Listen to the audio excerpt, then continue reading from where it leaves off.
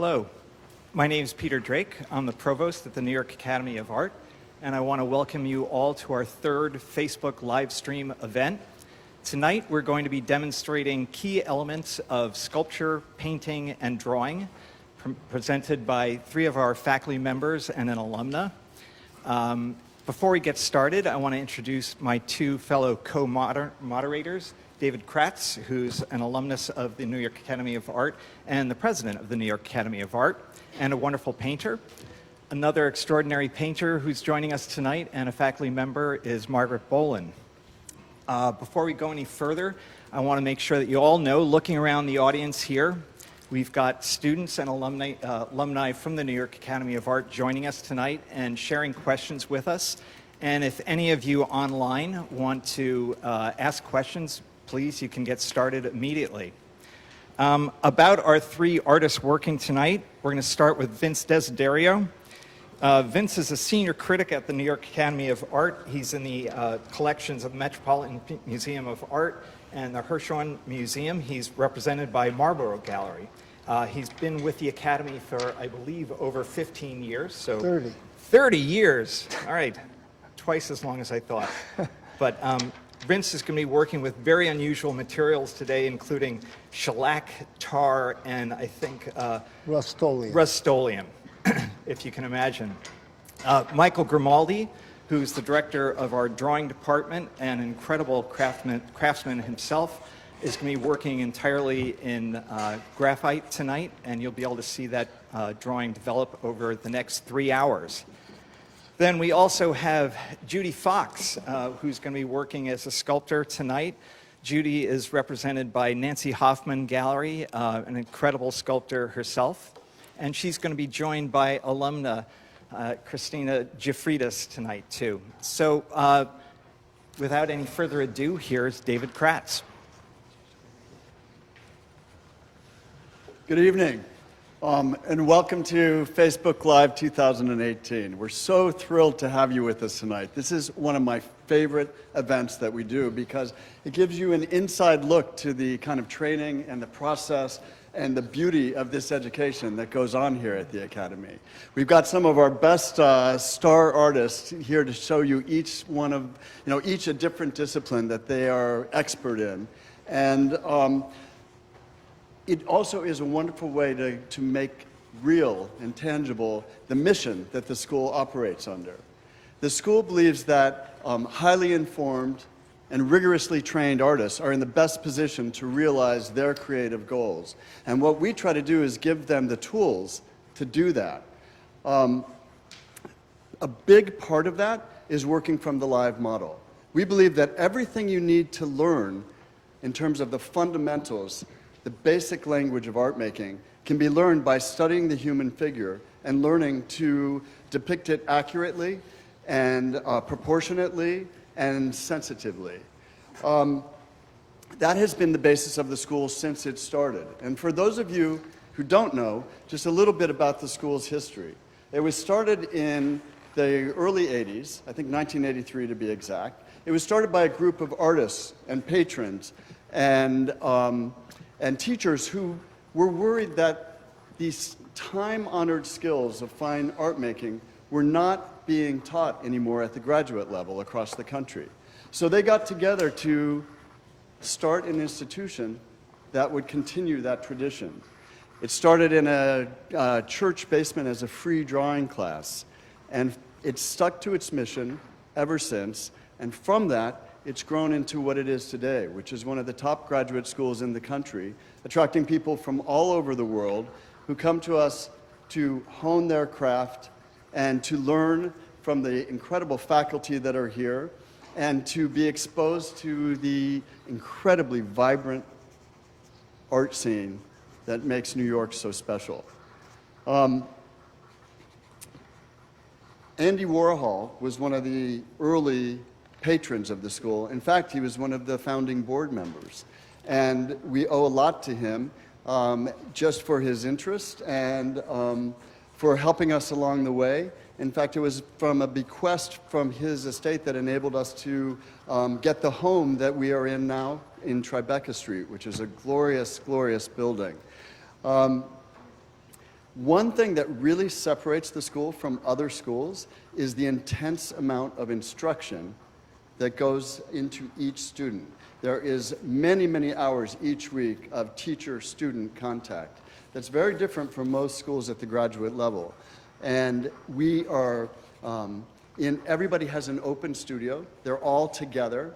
It's kind of a hive of cheek-by-jowl creativity, and everybody influences, energizes, and inspires each other. I would venture to say that you learn as much here from your fellow students as you do from the faculty. I know that because, as Peter said, I'm an alum of the school. I graduated in 2008, and I have to say, it absolutely changed my life. It's one of the only institutions that I attended, at least from an educational point of view, that I truly, truly believe in.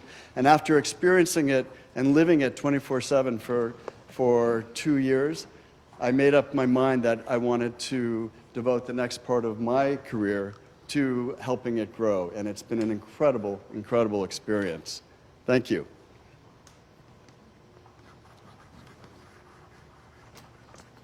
So, shall we jump into asking questions? Yeah, I think now we're going to start asking questions of the artists and looking at their ability to both make work and have a dialogue at the same time. So, Michael, I forgot to mention that you're an expert anatomist and have done dissections at Drexel University for the Academy. Can you tell us just a little bit about the system that you use to develop your drawings? Sure. Well, at this point, I'm just trying to set up basic compositional linear vectors. Your mic, right? Yeah. Just kind of map out in a linear way where things are kind of located, trying to look at the relationship of the figure to the rectangle here. From there, I'll either go into trying to define structural anatomy components or shadow shapes or something. I'll just kind of wing it. Does it help that you've worked with this model before? You're familiar with his face, with the structure of his face? I'm sure it does a little bit, but every drawing scenario is a completely different environment. You know, I mean, different in terms of design, different in terms of the lighting and the environment that you're kind of working in, to the perspective. So trying to kind of go in with a sort of balance between like a very more objective, almost imagining like it's the first time I've ever drawn the person, the subject, but then on the other hand, trying to balance that with other components like understanding light direction and anatomy, using those. And I noticed you toned the paper with a light wash of graphite powder. Mm-hmm. Is that so you can also work reductively, or is it just to... A little bit, yeah. For the final things, I mean, this is a pretty light value, so hopefully it'll give me a little bit of room to lighten off of. I think more than anything, it just kind of, it breaks the curse of the white paper, so. You've already made a mark. Right. Yeah. Well, one of the things, Michael, I'm very impressed by is that from the very beginning, we're always trying to teach the students how to place the image on the paper, to take it as an atmosphere, as a space. And from the very beginning, there's a very beautiful torque to this head that already carries emotion. Did you think of that from the very beginning, Love? Yeah, when we were first setting up, I was kind of looking at the distance to the model, and then my altitude, you know, to kind of see the thing that I was kind of interested in, because there's a little bit of a lean to the rib cage here. Going this way. There's not a lot of perspective on this shape, but then the counteraction of the head, I think, was a kind of interesting compositional dynamic. And then kind of experimenting with seeing what happens with a lot of this more empty space, having, instead of the eye central, having the ear a little bit more central to the design. We'll see how it goes. No, it's beautiful. I already also feel that since there's more space slightly to the left than the right, that there's an idea of him coming up and out of a space. There's already a storyline being developed. I want to hear a little bit from the sculptors as we start out. Judy, will you tell us, first of all, what's the material that you're working with? This is just a regular water clay, hand building clay. It's not the best, but... What do you normally work with? I have a special clay that is, I'm afraid, no longer produced because my Because you've talc made so mine- many sculptures? No, You my used it all up? my talc mine was discontinued. So I actually can't tell you exactly what clay to use. But this is just a regular hand building, low fire clay, and when this is done, I'll stick it in the kiln and fire it. Yeah. Christina, what are you working with here? I'm just working with a regular terracotta ceramic clay. That's what I like to work with. It's good for working with an armature. It doesn't really hold its own shape, so you kind of need an armature to hold it together. When I'm working more in a ceramic method, I'll usually use a clay that I know that's going to dry fairly quickly, so it'll set up and be able to support its own weight. But this clay is good for tonight. Margaret was talking about the first steps in Michael's drawing and how it gets, how he begins. Tell us what you are thinking about, Judy, when you are first starting out. How are you setting this up? So I met the model a week ago, and based on her look, I decided upon the art reference that I would use to shape the general composition. So since she has this sort of elongated, beautiful geometry, I decided to use African helmet masks as a prototype. So the helmet mask is built like this, with sort of cloth or jewelry or something that forms a column from the neck. So that is the composition that I decided upon ahead of time. And Christina, tell us how you approach the beginning of a setup. I try to see each model's face or what I'm working from in my head really planar. I'm, I guess in that way, kind of thinking of it like a drawing. I'm just trying to find where every single plane is and where every single form is inside of that plane. And also what I learned from Judy, just outlines. Just keep following that outline again and again. Turn the model as quickly as you can in the beginning. Don't worry about details. Just get really good form, like an idea of where the forms are, and really good planes.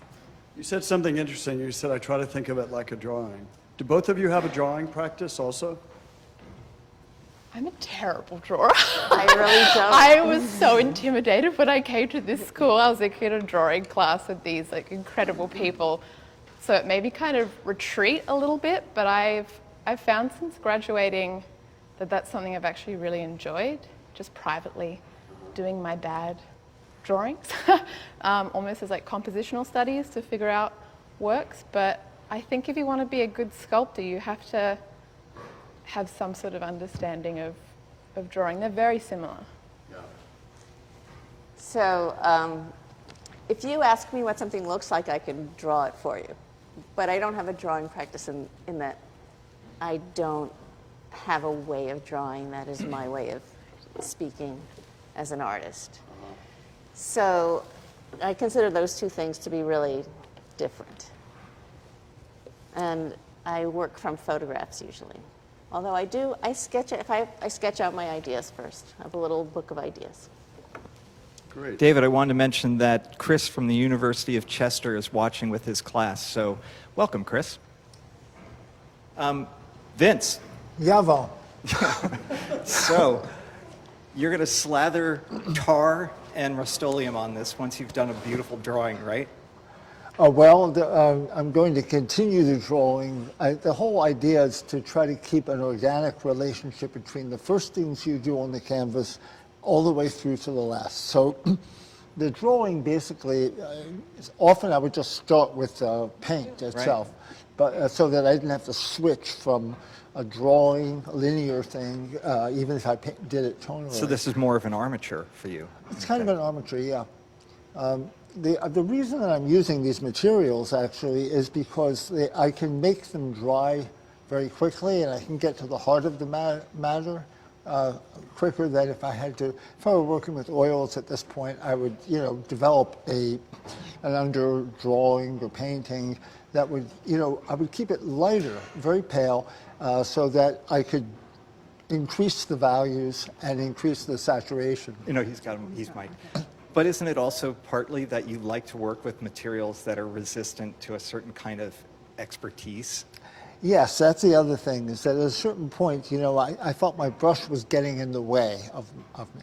And I was getting too you know. Finessed. Right, with the brush. And so I decided I would throw myself a curveball and start using roofing tar that generally I apply with a glove on my hand and on these large paintings.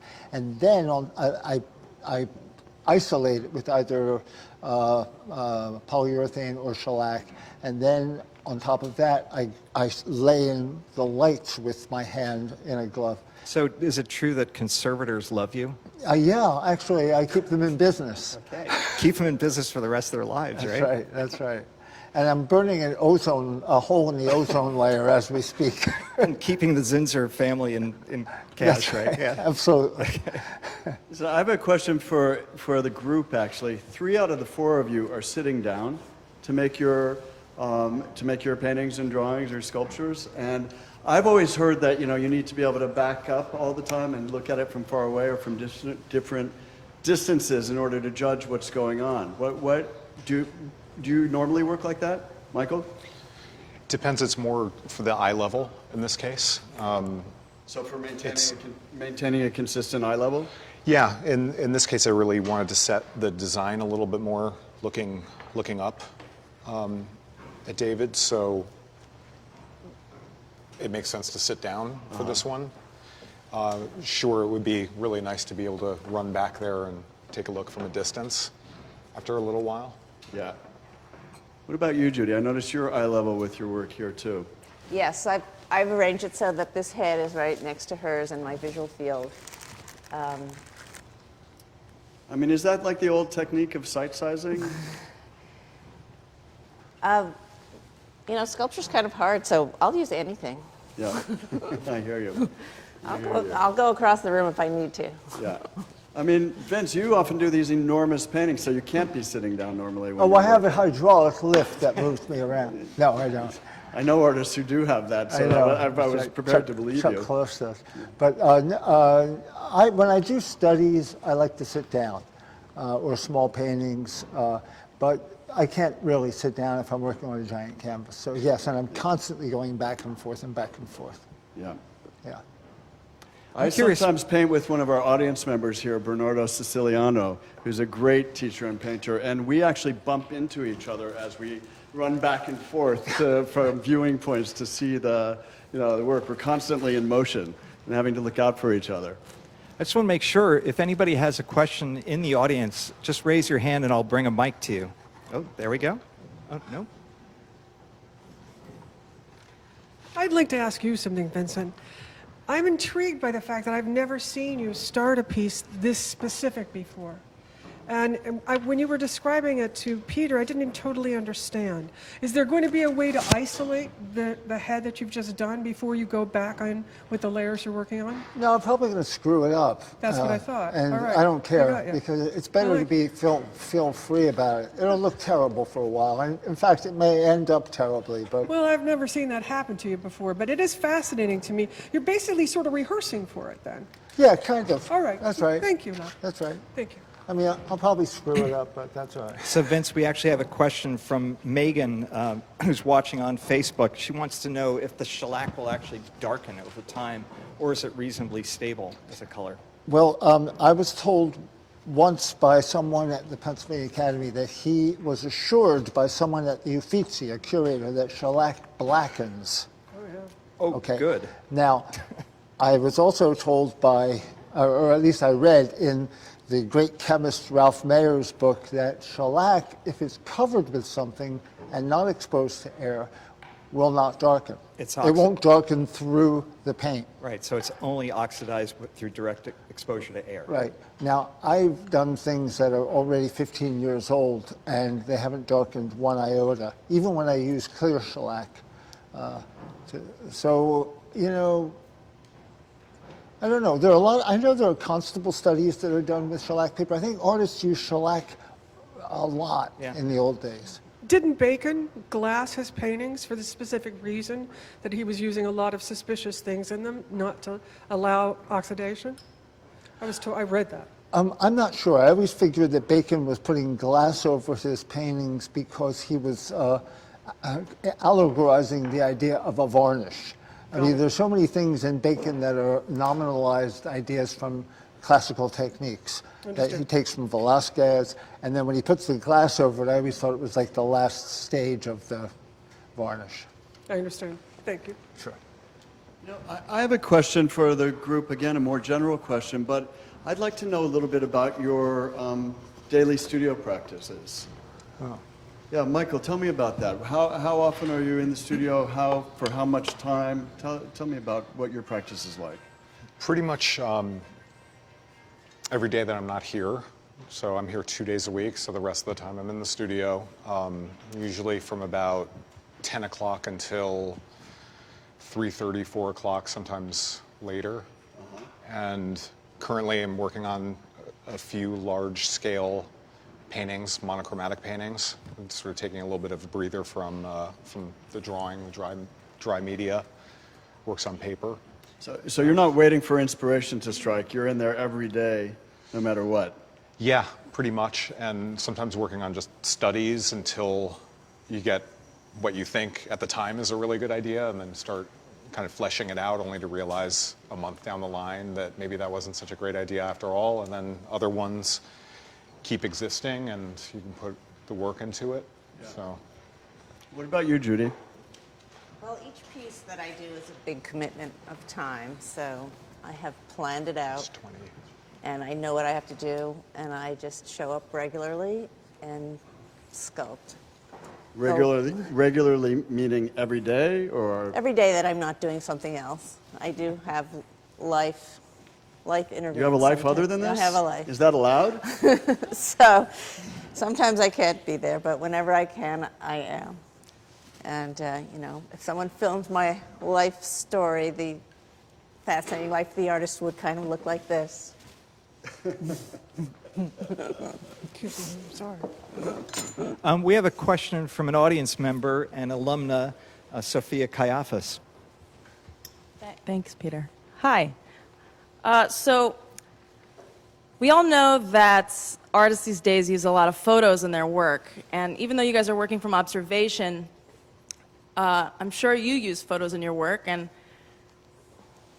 as a teacher, I'm telling people to, you know, think about what it means to use a photo. And I use an analogy that using a photo reference, maybe just one photo reference for a painting or a piece that you're working on, is kind of like reading a really fascinating chapter in a book and asking someone to look at it. But before you do, you'd mark out every third word with a Sharpie marker. So there's a lot of holes, a lot of missing information. And I'm wondering if each of you could answer how you deal with that problem. Vince, do you want to try? I think I heard the question. It has to do with... the missing information in photo references? Oh, yeah. I think that I use photographs a lot, but I don't... I recognize that there are two different aesthetic modes at work. One is a photo aesthetic and one is a painterly aesthetic. A photo aesthetic contains information that I think indicates a certain type of documentation. Like, for example, if you were to see a photograph of Michelangelo, or you were to see a painting by someone who knew Michelangelo really well, what would you rather see? And frankly, I'd rather see the photograph of Michelangelo because I want to see what the guy actually looked like. But if I wanted to actually see what Michelangelo was thinking, understand his mind, would I look at a photograph of his expression and try to glean what was going on there? Or would I look at that or that and get a clear idea of what's going on inside his head?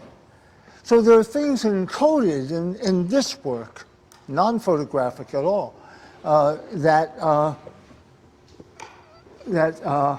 produces an aesthetic, a whole world of aesthetic that is based on invention rather than on copying. I don't usually work from models. I'm not a perceptual painter at all. I like to conceive of it. and paint my conception of it. And if I want to give it a verisimilitude, I figure out how that's done. And if I want it to look like a photograph, then I figure out how that's done. But if I don't want it to look like a photograph, then I can tap into the entire mother lode of painting. And there's plenty of information to decode there. I want to go to somebody in the audience for that, as a response to that question, because we have a really great painter and teacher here, Alyssa Monks, who also happens to be an alumnus of the school, and she teaches a class on working with photo references that also is about freeing yourself from the photo reference. Alyssa? Thank you. That was really generous. So, do you want me to answer your question, Sophia? Well, what I try to do when I work is I try to bring a certain intimacy with the paint. So it becomes about the material. And so it's like Vince said, you can draw from your memory or imagination or other paintings that you love. But for me, it becomes about the surface itself. And then the eye, like what you do to the canvas, and you look at it and you respond to it.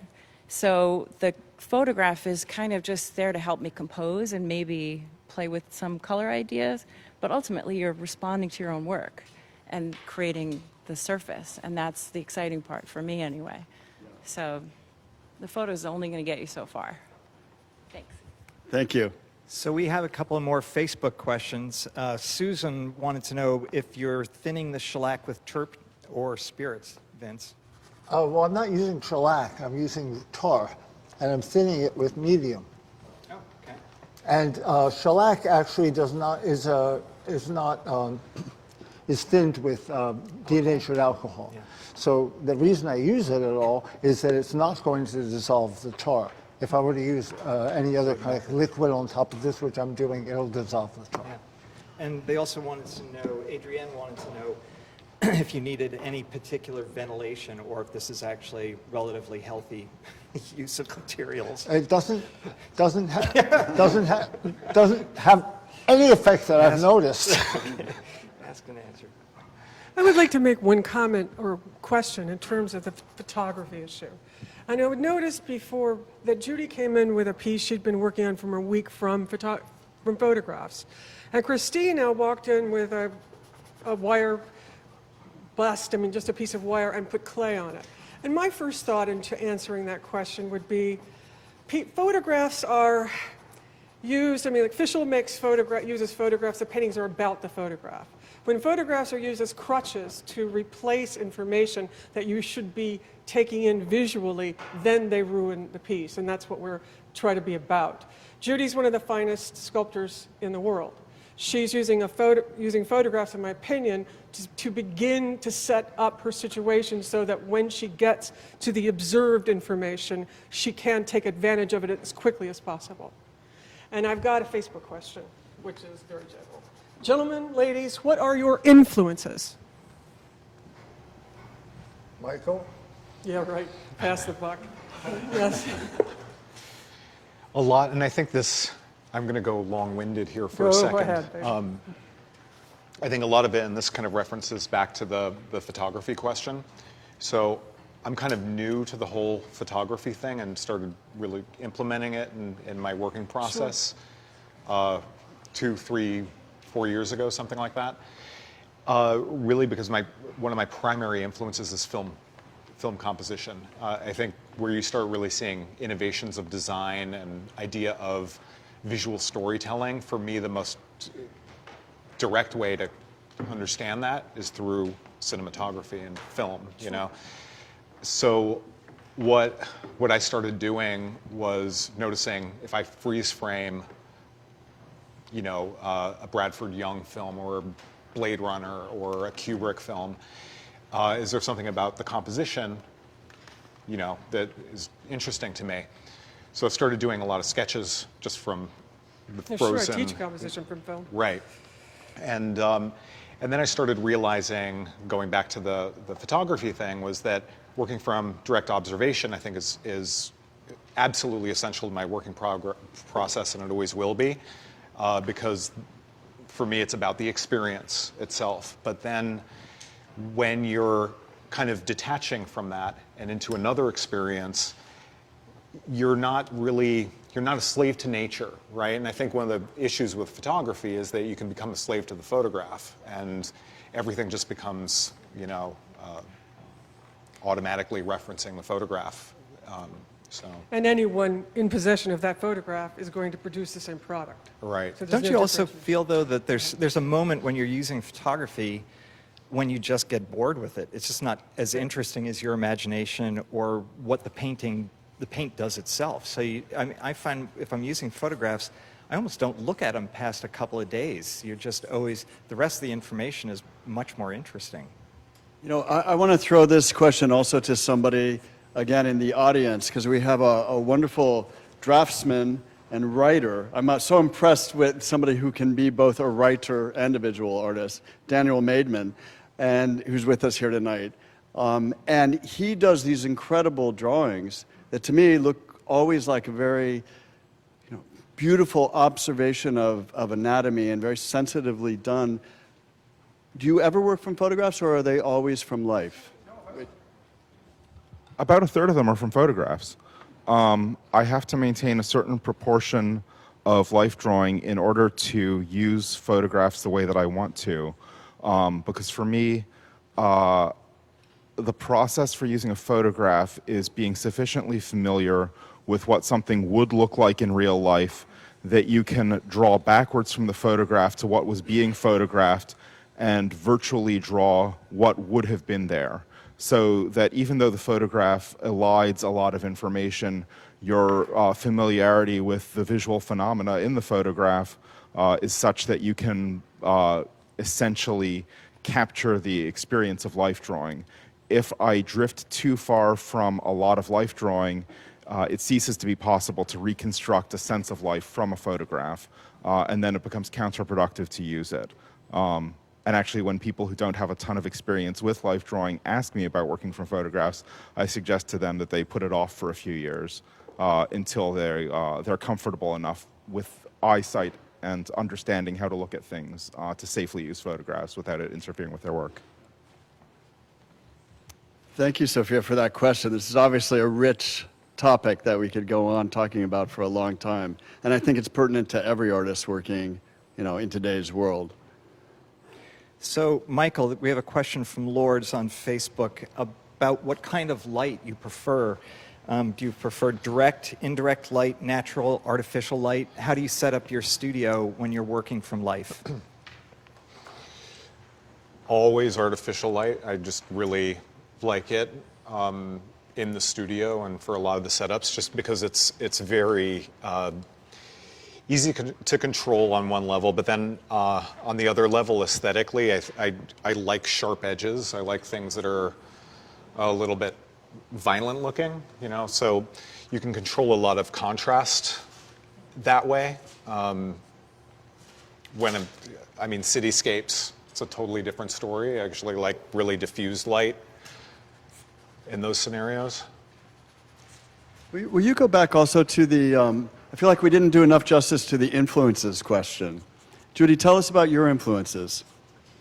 Well, I grew up in the 1980s, so when I was in school and learning, just learning the technique of rendering, I was also being influenced by modernism and by construction. I actually did wood constructions as a student, and sort of by the critical milieu of the 1980s, where you sort of had to justify everything you did conceptually and personally. So I would say that that intellectual background really shaped my decisions about what kind of work I wanted to make. Obviously, I've also been influenced by traditional Western forms, but also I've studied across the board the work of many different cultures, and I will snitch compositional ideas from anywhere.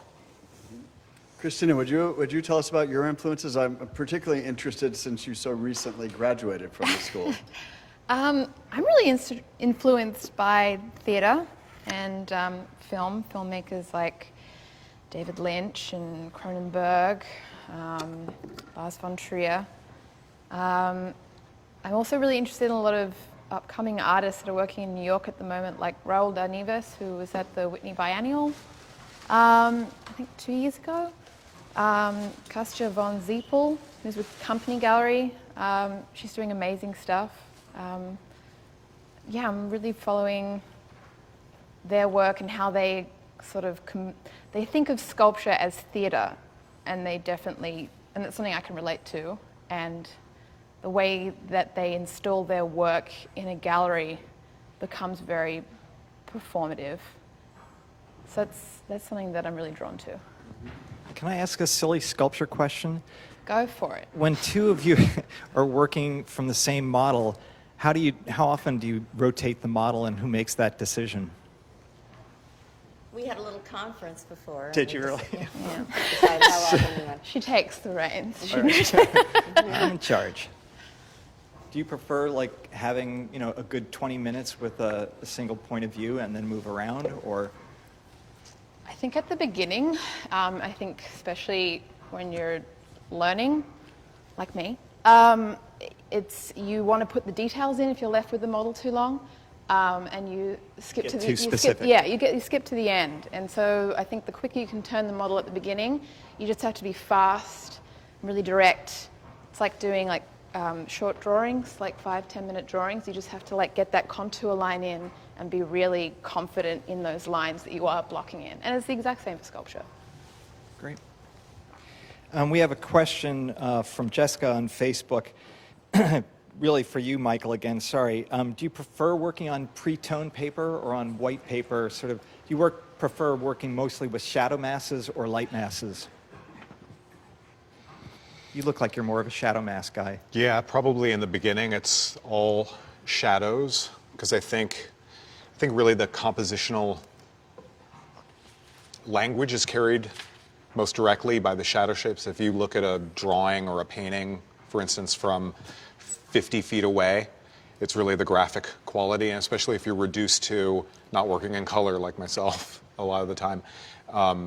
So the shadows really become the anchor or the armature of the piece. Then the later stages, I think, are more kind of tweaking and negotiating lighter values and things like that. I've got a long slew of questions, but the first thing I want to ask before I get to them is, Judy, why have you put a scarf around her head? What was the idea, the form idea in that? It's a reference to Benin or Mende helmet masks. Okay, so I've forgotten my ignorance. So, yeah, they have cloth or jewelry or something around their neck. And the composition is also nice and neat. Sometimes when you're making a bust, it's hard to know what to do with the shoulders. I understand, and it's an easy, abrupt ending with this, I hear you. Yeah, this is short. I have a limited amount of time. I'm supposed to address this to all the teachers. All right, guys, all the participants up here, talk about your style or method of teaching. What are the key things for students to understand about drawing, painting, or sculpture? What is the hardest thing for students to unlearn? And do you approach teaching a short workshop differently than teaching a full semester class? So basically, describe your life. Judy, well, you're here. We're starting with me. Okay, so I usually, the two most basic things about sculpture are the structure, the volume structure, subdivision. You have a general shape here, but it's actually subdivided into separate volumes that are next to each other and interact with each other. And then there is the outline structure. And controlling your outline is a very important aspect of resolving a sculpture. There are, of course, an infinite number of outlines. And you have to sort of take care of them all, while also developing an interesting volume structure. So Can I? Oh, Judy, were you finished? No, go ahead. So I was going to break in, give other people a chance to think about that very expansive and complicated and really meaningful question. I wanted to go over here to another painter that's in the audience, Bernardo Siciliano. Alyssa Monks talked about the surface and how she's very interested in the surface of her canvas. And Bernardo has some of the most exciting surfaces of any painter I know. And I'd like to hear from him how he deals with that, how he approaches it. Thank you, first of all, for that compliment. Actually, when I paint, I don't think about the quality of the surface, ever. I think about activation, how to activate the canvas to give me some hints for the image, for the painting. I would like also to answer a little bit of the question photo, life. I don't think the problem is either with both of them. It's mostly, at least in my case, is a constant dialogue and relationship with paintings from the past to the present. So the way I activate the surface is always somehow in relationship with other painters. Maybe I think about Degas, certain paintings of him sometimes, or maybe Bacon, I don't know. I always constantly in contact with other paintings while I'm painting mine. Bernardo, I have some inside knowledge because, as I said before, I've painted in your studio with you many times. I know that often at the end of a day, you take the painting and destroy it, all the work, wipe it out, and start fresh the next day, so you're also painting from a memory. Or while you're painting, you'll take it and almost really attack it and scratch through it with different materials and stuff. Talk about that. Yeah, I blast the canvas. I like to be completely... I mean, every time I'm very unhappy with a painting, it's the best moment. When it's something negative, or either I'm bored while I'm working, or something is not really working in the process, that's the moment I click, because I really start being more brave, and I start scratching and experimenting and trying different solutions. So basically jumping without a parachute. That's a good feeling.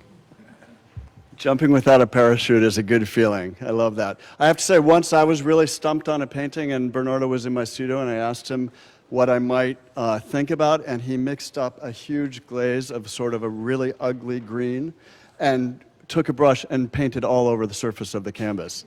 And once I got through with my shock and anger, I was able to then go attack the painting fresh, and it really actually helped me. So I appreciated it. I appreciated it in the end, Bernardo. Vincent, will you tell us about your teaching practice and address some of those questions that Margaret had relayed before? Well, I think the most important thing for me always has been to come up with aside from the love of creating something, but I'm much more interested in how we justify what we're doing from a historical standpoint, how we work post-Duchamp, post-minimalist, not with that on our back, but under our belt, as they say. So it's not something we are ignoring, it's something we're working with and against sometimes, but it's a way of identifying the past, drawing a circle around it or an outline, giving it an outline so we can actually find our own creative space. So the historical precedent, the historical motivations for certain kinds of techniques that we take for granted are very important to me, and I think they should always be rethought, and that we should strive to rediscover the hidden code that exists within the narrative of painters' techniques. Margaret, if I remember, that question kind of came in three parts. Do you still have it with you? I have one of the... Well, okay, because sorry? I want to actually ask you to come over here and get a camera on you, because God. Margaret's one of the most respected and popular and influential teachers in the school, and she's a brilliant teacher. Nobody and a raised their hands on that. A brilliant critiquer. And so tell us about your teaching practice. No, thank you, David. One of the things I'm going to throw back to y'all, though, is one of the things that I think we all come up with, one of the parts of that question was, what do you feel students must unlearn when they come? And I think that the first year of teaching, I teach second year because the first year is so hard, that is to unlearn a lot, to basically get away from the things that they came in that made them feel secure about their identity as artists and open themselves up to what they're actually paying for, which is to get extra, different information. And it's a very brave act. I mean, I've thought many times about my ability to do it. Walk in, put everything that is your identity away, and open yourself up to what somebody else has got to say. Bernardo, for example. I always think about asking him into my studio, and I think, what, are you crazy? But I understand that I am very impressed with what students go through when they come here. I think that's such an important point, Margaret, and I think that's one of the qualities that we look for in students here at the Academy is that a willingness to open themselves up to almost losing, everything they thought about their practice before and avail themselves of the richness around in terms of other influences and the faculty and other artists and their fellow students. But it is a brave act. Now, David, thank God we have so many top-flight teachers that are the best in their fields alive, so that people are actually goaded into letting go of themselves because they realize what they'd be losing if they didn't. Yeah, it's not an easy thing to do. Absolutely. Can I ask Judy a question? Judy, you were, back in the day when you first started showing, you were one of the first contemporary sculptors that I knew who was patinating their sculptures. It was very unusual to do at the time. As I said, did you see yourself as embracing an older tradition or separating yourself from contemporary practice by doing that? Both. So Okay. I had been looking at a lot of different historical art and Renaissance sculpture, even archaic sculpture and Greek sculpture. They were all painted.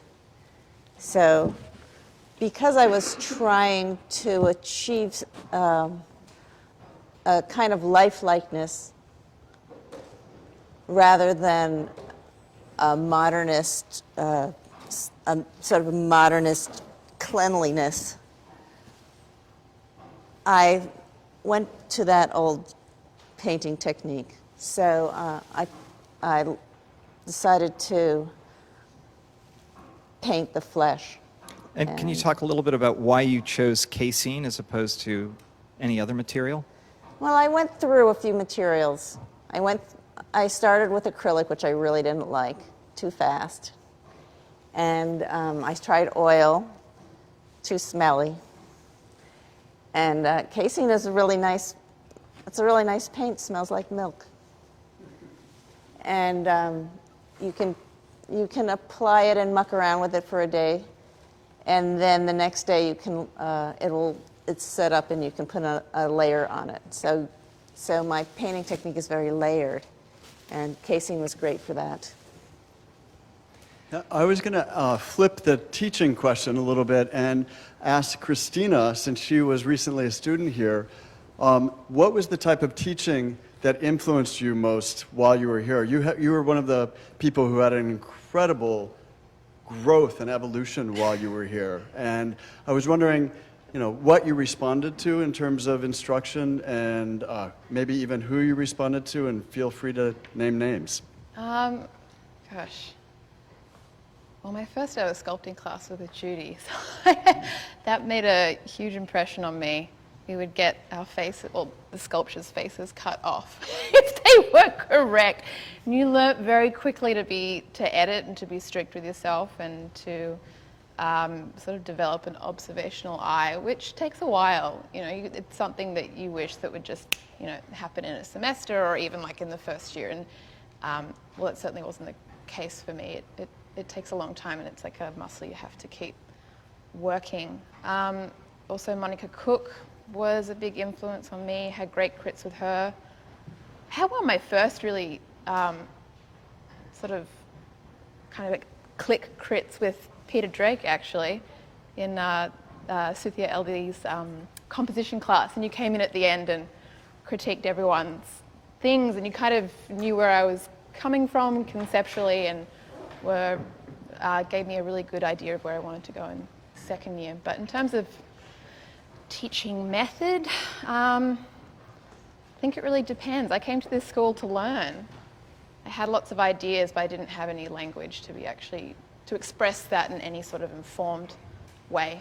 I wanted to abstract things or distort them, but you kind of have to have a structure or a solid structure in order to do that, to kind of pull it apart. So I came to the school to get a structure, and good teachers gave that to me.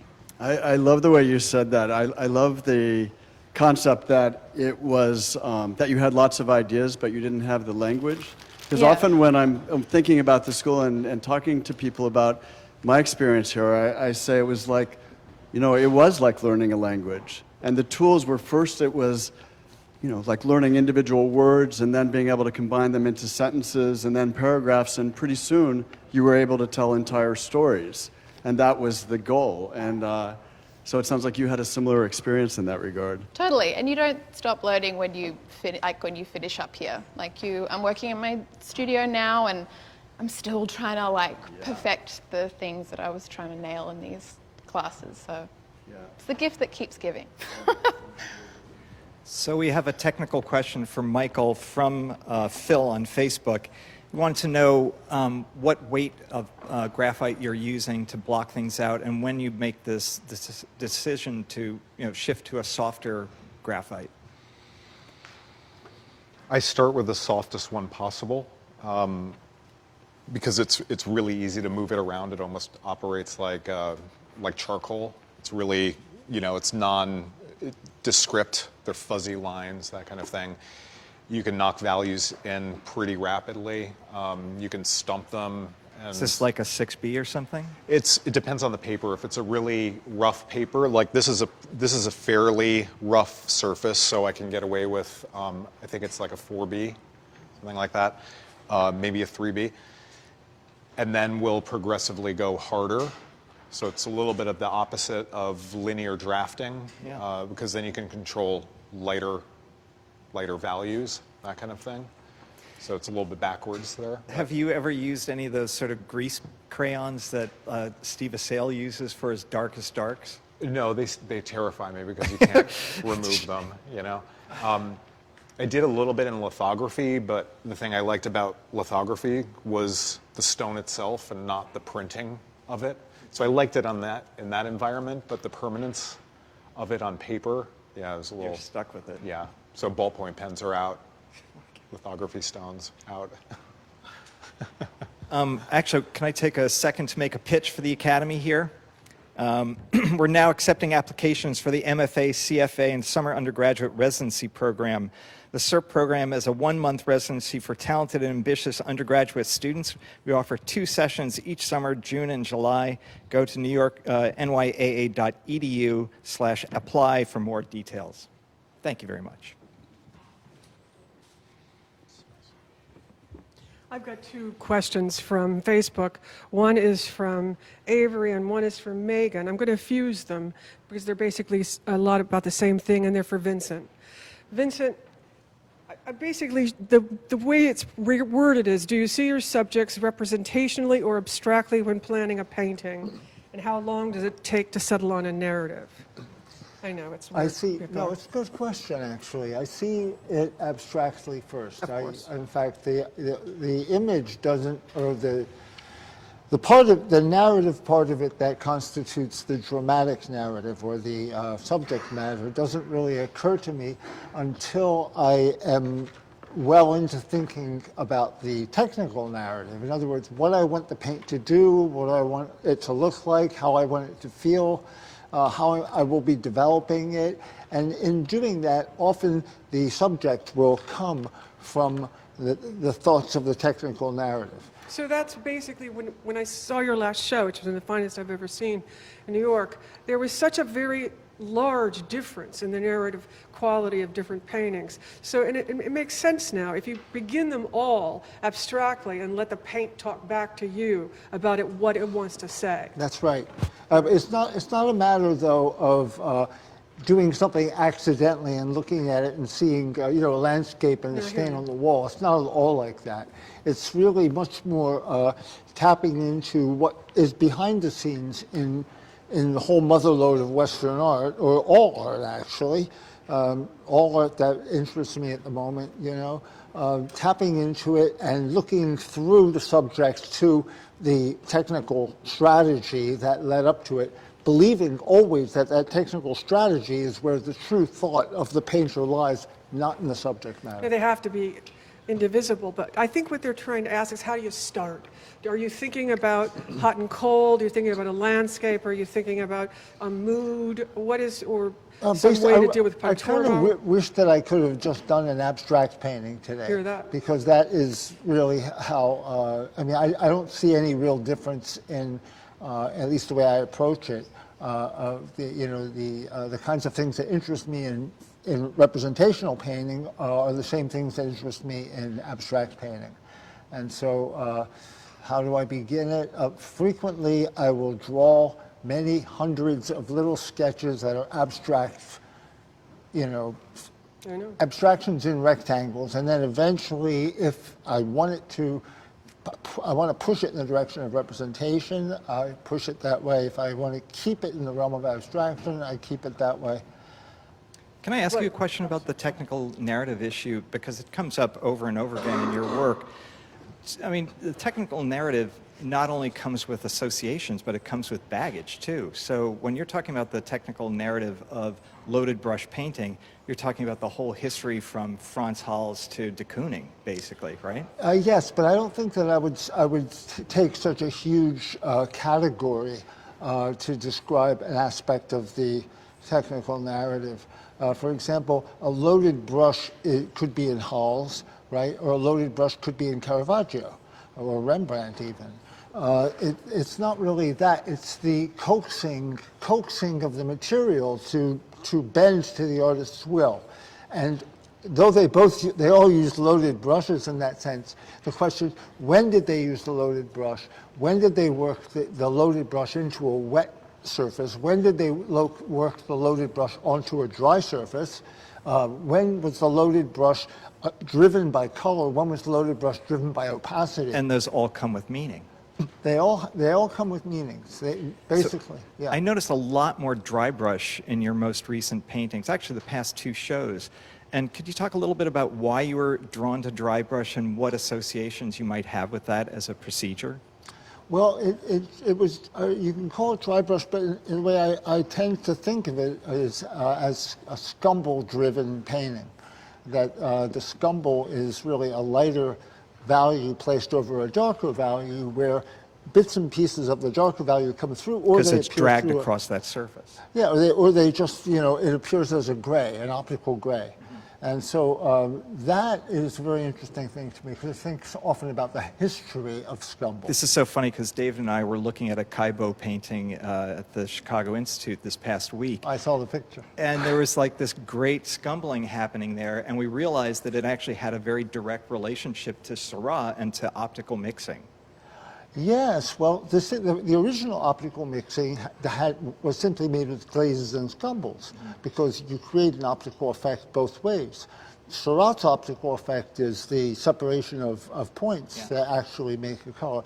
But that painting is particularly interesting, the Cabot, because they are scraping the floor. And is that the one you were looking at? No, we were looking at the parapluie, umbrella. Oh, that great! Yeah. It's a terrific painting. Yeah. But it is the immediate foreground, and frequently scumbling becomes a kind of a surface effect that projects into the viewer's space. Right, absolutely. And it's something that, well, I don't want to go into it in detail, but it's a great history. There's a great history of scumble. I'll tell you, we'll go over it together one time over a couple we'll have of drinks. The one thing, wouldn't you, just the last thing to say, would assert about this, that I would want the students to hear, and I'm always saying it, abstract painting and figurative painting are not different, they're the same world. It's the same thing. There isn't the division that people often think there is. It's all approached in the same manner, and it begins with abstract thinking, a form. That's right.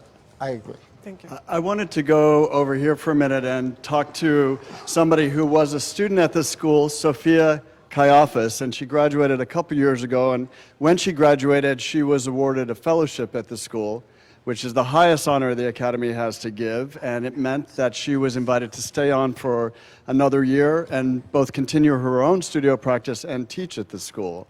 And Sophia, you know, it was interesting to me because I really enjoyed watching your growth while you were at the school, and you were somebody who came in, and over the length of time at the school, your style seemed to really loosen up and actually get more sort of expressive and, you know, abstract and some people, but you know, the school is very, in the beginning, heavily focused in the first year on skills training, and yet you took that and went really almost the opposite direction with that. So I wondered if you could talk about what you learned at the school and even now what you miss about being in the school community while you're out on your own. Thanks, David. Well, I would say one of the biggest things that I've noticed, because now I'm TAing here, I have been for a few years.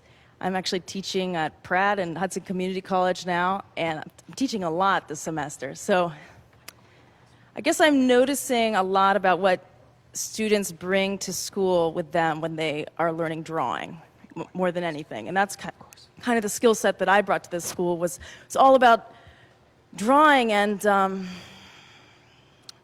there's kind of like this baggage that you could carry with you into school that there's a right and wrong answer. That there's a correct, a perfect, don't make a mistake, don't miss the mark.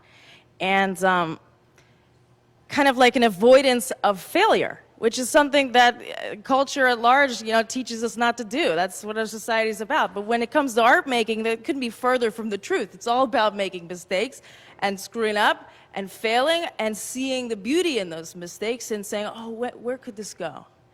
And that's something that I think that I emphasized on in my learning here. That really, I think that's what shifted me into being a different artist, making different work, and kind of broadening a spectrum of mark making and approaches. And I would liken that to kind of building a pyramid rather than a tower. And I look for that when I'm teaching. Something that I really miss about the school is the community. I love the community. I think that's why I'm still hanging around, you know? And the conversation, the kinds of conversation, the level of conversation you can have with someone that's making work and immersed in utter confusion and chaos is very comforting to have around you. So I'm always looking for that kind of conversation with people. And the critiques are really good too, instigators of that. Anyway, thank you. Speaking Thank you, of Sophia. You're never allowed, by the way, to leave this community. You always have to be part of it. I do think she said something really important, because I think that this is a place to fail, and by doing that, succeed. You know, you succeed through the mistakes you make along the way, and that defines you as much as, you know, that's all information for the path forward, and that was beautifully put. Thank you. So speaking of alumni, Ian Factor from the class of 2014 is watching on Facebook out in Bend, Oregon with his entire class. Go Ian Factor. I can hear the claps from Oregon. I'd like to ask Michael one question.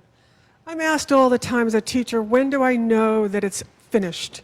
And when I'm standing back there, I'm looking at this piece, and it's extremely beautiful and moving as it is. What do you feel about where you are in the process? So I can go now? That would not be what I was suggesting, Michael. But yes, frankly, if you were in my class, I would say you knocked it out of the park and you may go now. But what are you thinking? I mean, yeah, that's a really loaded question, and it changes with every piece, as you know. Sure. In a lot of ways, I tend to spend a lot of time on my work, whether it's a drawing or a painting. And a lot of it is just if the work finishes you, you know, rather than you finishing the work. In my case. Yes. And it really just kind of feels like there's a point where there's some paintings or drawings where you feel like this could go a lot further, but I'm not the one to do it anymore. You might turn it to the wall, you might put it in a frame, whatever, and that's the existence of the piece. There are other ones where you could paint it and repaint it and redraw it 1,000 times and still get more out of it. And those I tend to just kind of keep working on. And I'd like to believe that by keeping working on them, they actually do get a different level of something about them. So, yeah. No, it's If that very makes beautiful sense. now, though, and I am constantly asked that question, and that was a beautiful answer. Thank you. So Vince, Gunveer on Facebook wanted to know, first of all, what surface you're working on. It looks like it's foam core, so it's very slick, right? It's not slick, but it's foam core. You know, it really should be primed. It should have shellac on it. I didn't really care. Sometimes I'll just work on it like this initially. And does working with tar give you a little bit more brush drag because of that? The brush drag happens with the dry brush or the scumble on top of the tar once it's isolated with varnish or with shellac. I'm really treating this very gingerly, and it's not because it's too delicate a subject to be hammering away. But in a second, I'm going to put this aside and start working on an abstraction because that's what I feel more like I want to be doing right now. If that's okay with everyone, yeah. It's exciting. Okay, good. I'm curious about something in all these artists' practice. Judy, when you're making work for a show, are you thinking about that show, or are you thinking about the work? Does it inhibit you thinking about the show? Or do you make the work and then say, hey, this looks like it could be a show? Talk about the relationship between exhibiting publicly and your studio practice. Well, I have done a lot of small, spontaneous things, but when I'm looking forward to a show, I usually think of an installation and pieces that would belong in that installation and are coordinated together. So the next show I'm doing has a Genesis theme, and there's an Eve and a tree and weird plants. So, and with each show, I have a central concept. So I'm completely forethought as far as that stuff goes. Well, what about you, Vince? What's that? Are you when you're in your studio making work, are you thinking about how it's going to be in a show, or are you thinking about a show, or are you making the work and then just afterwards? I think that there are, and I tell this to the students, there are three things that are always in the conjuring mind of the painter. First one is not first in this order in terms of importance, but I'll just list them as the first, the dramatic narrative. Always in your mind. What is it going to look like? What's the surface going to be? What is the final impression going to be? That is often called subject matter. But if you're talking about abstraction, you're also talking about a dramatic narrative in terms of the action of the painting.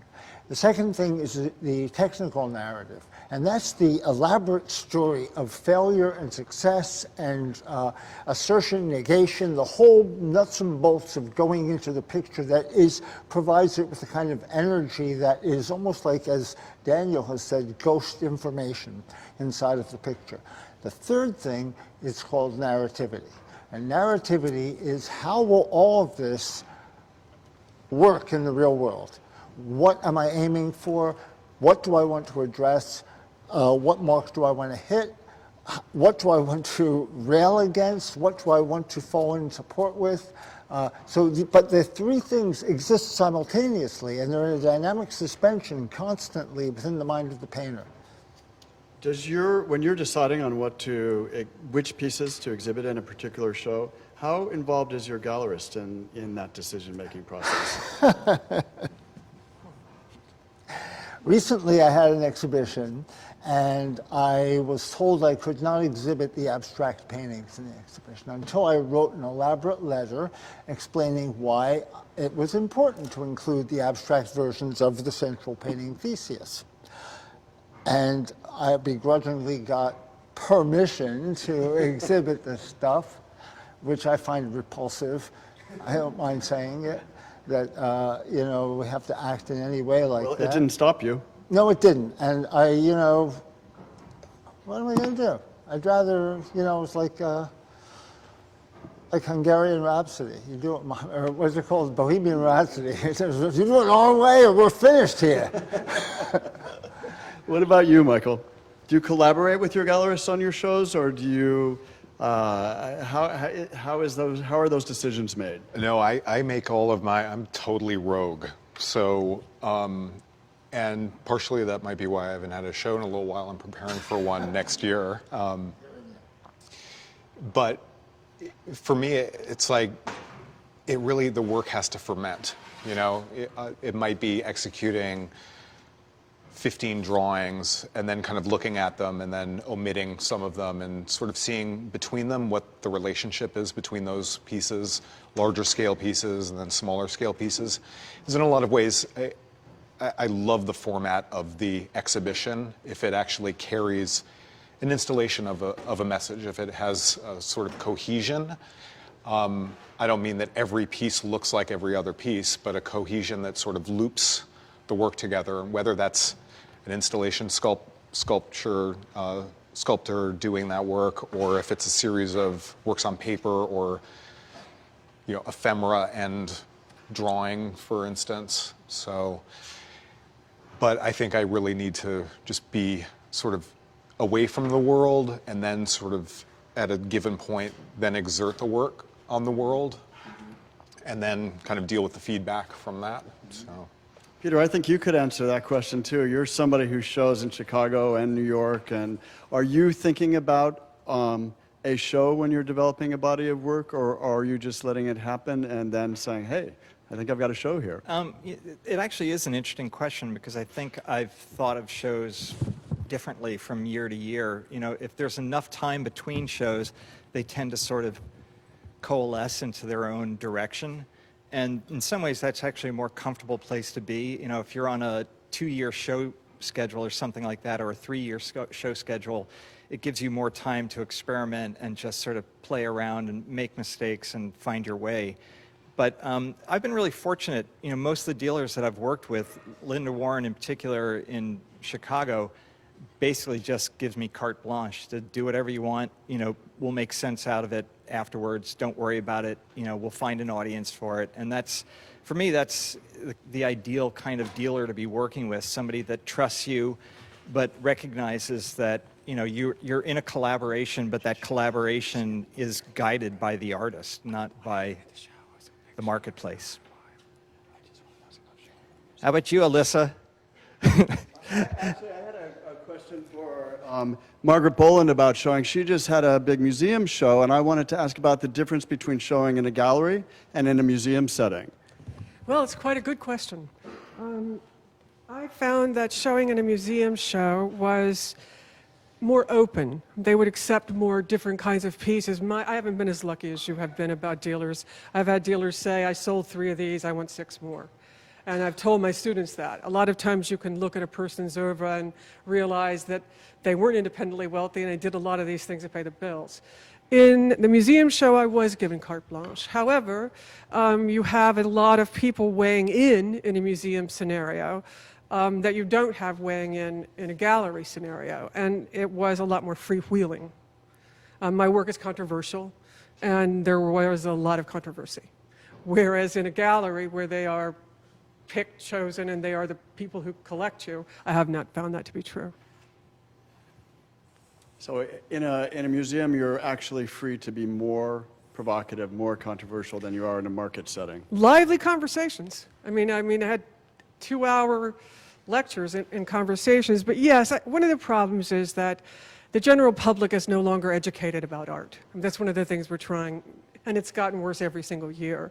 So people are expecting out of their museums something like community centers at this point. They're not even really expecting them to be places where adults are supposed to go to look at art. So they don't walk in the room with any real knowledge of the piece, and they simply take their preconceived notion of the subject matter and put it on the work. Whereas if you're in New York City in the gallery world, you're standing with a different group of folks. And it was enlightening. Interesting. Hey, I just want to point out that Vince has started a new work here and is setting up a new piece using his palette knife. Well, I'm just drawing. I mean, you know, it could be using the charcoal, but I happen to be using this tar stuff, and I wanted to put it on with the knife. What happened to the other piece? Did you decide it wasn't working, or did you decide you just had a different idea? It's not a piece that really should be done with tar. It should have been started. That should have been started with oil painting, and it's just such a delicate subject, and there's so many nuances that make this beautiful. You know, that if I were to just slam it in with tar and ignore the grace and the nuance of it, it would be meaningless. But with oil paint, because of its plasticity, you can do that sort of thing. I just want to grab this quickly for some of my students. Madeline, are you noticing the overall grid system here? One of the things that's wonderful about the way he's approaching the painting is he's coming up with an entire idea for a work of art from the beginning, not an isolated event at some point in the picture, which I think a lot of us have done. That's all.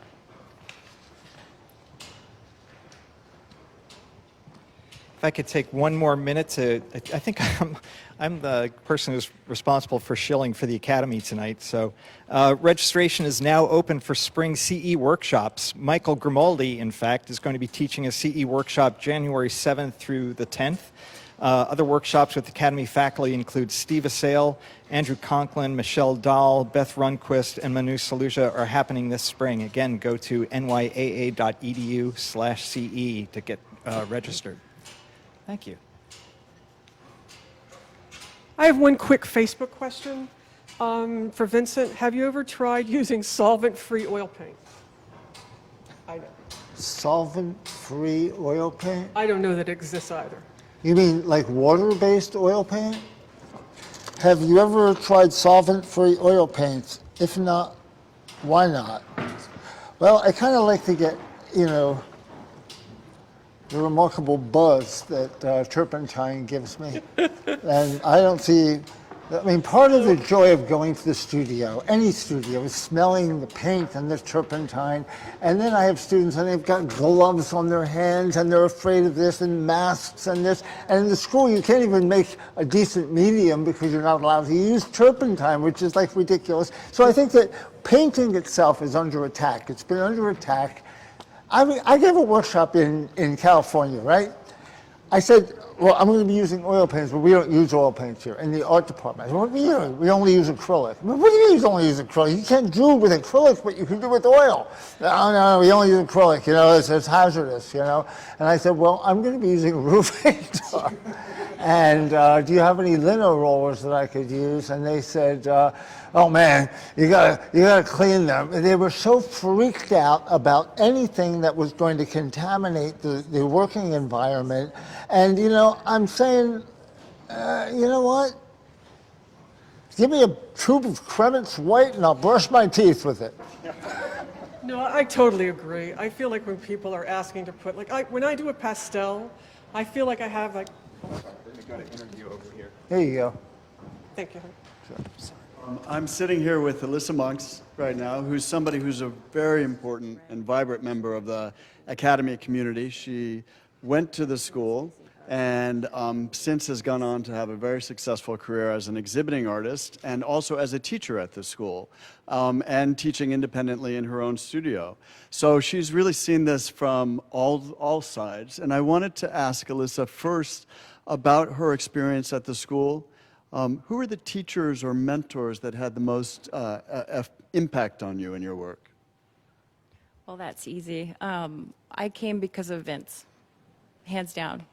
I saw the pamphlet in my undergrad office, the art department office, and I knew I needed to check out the school.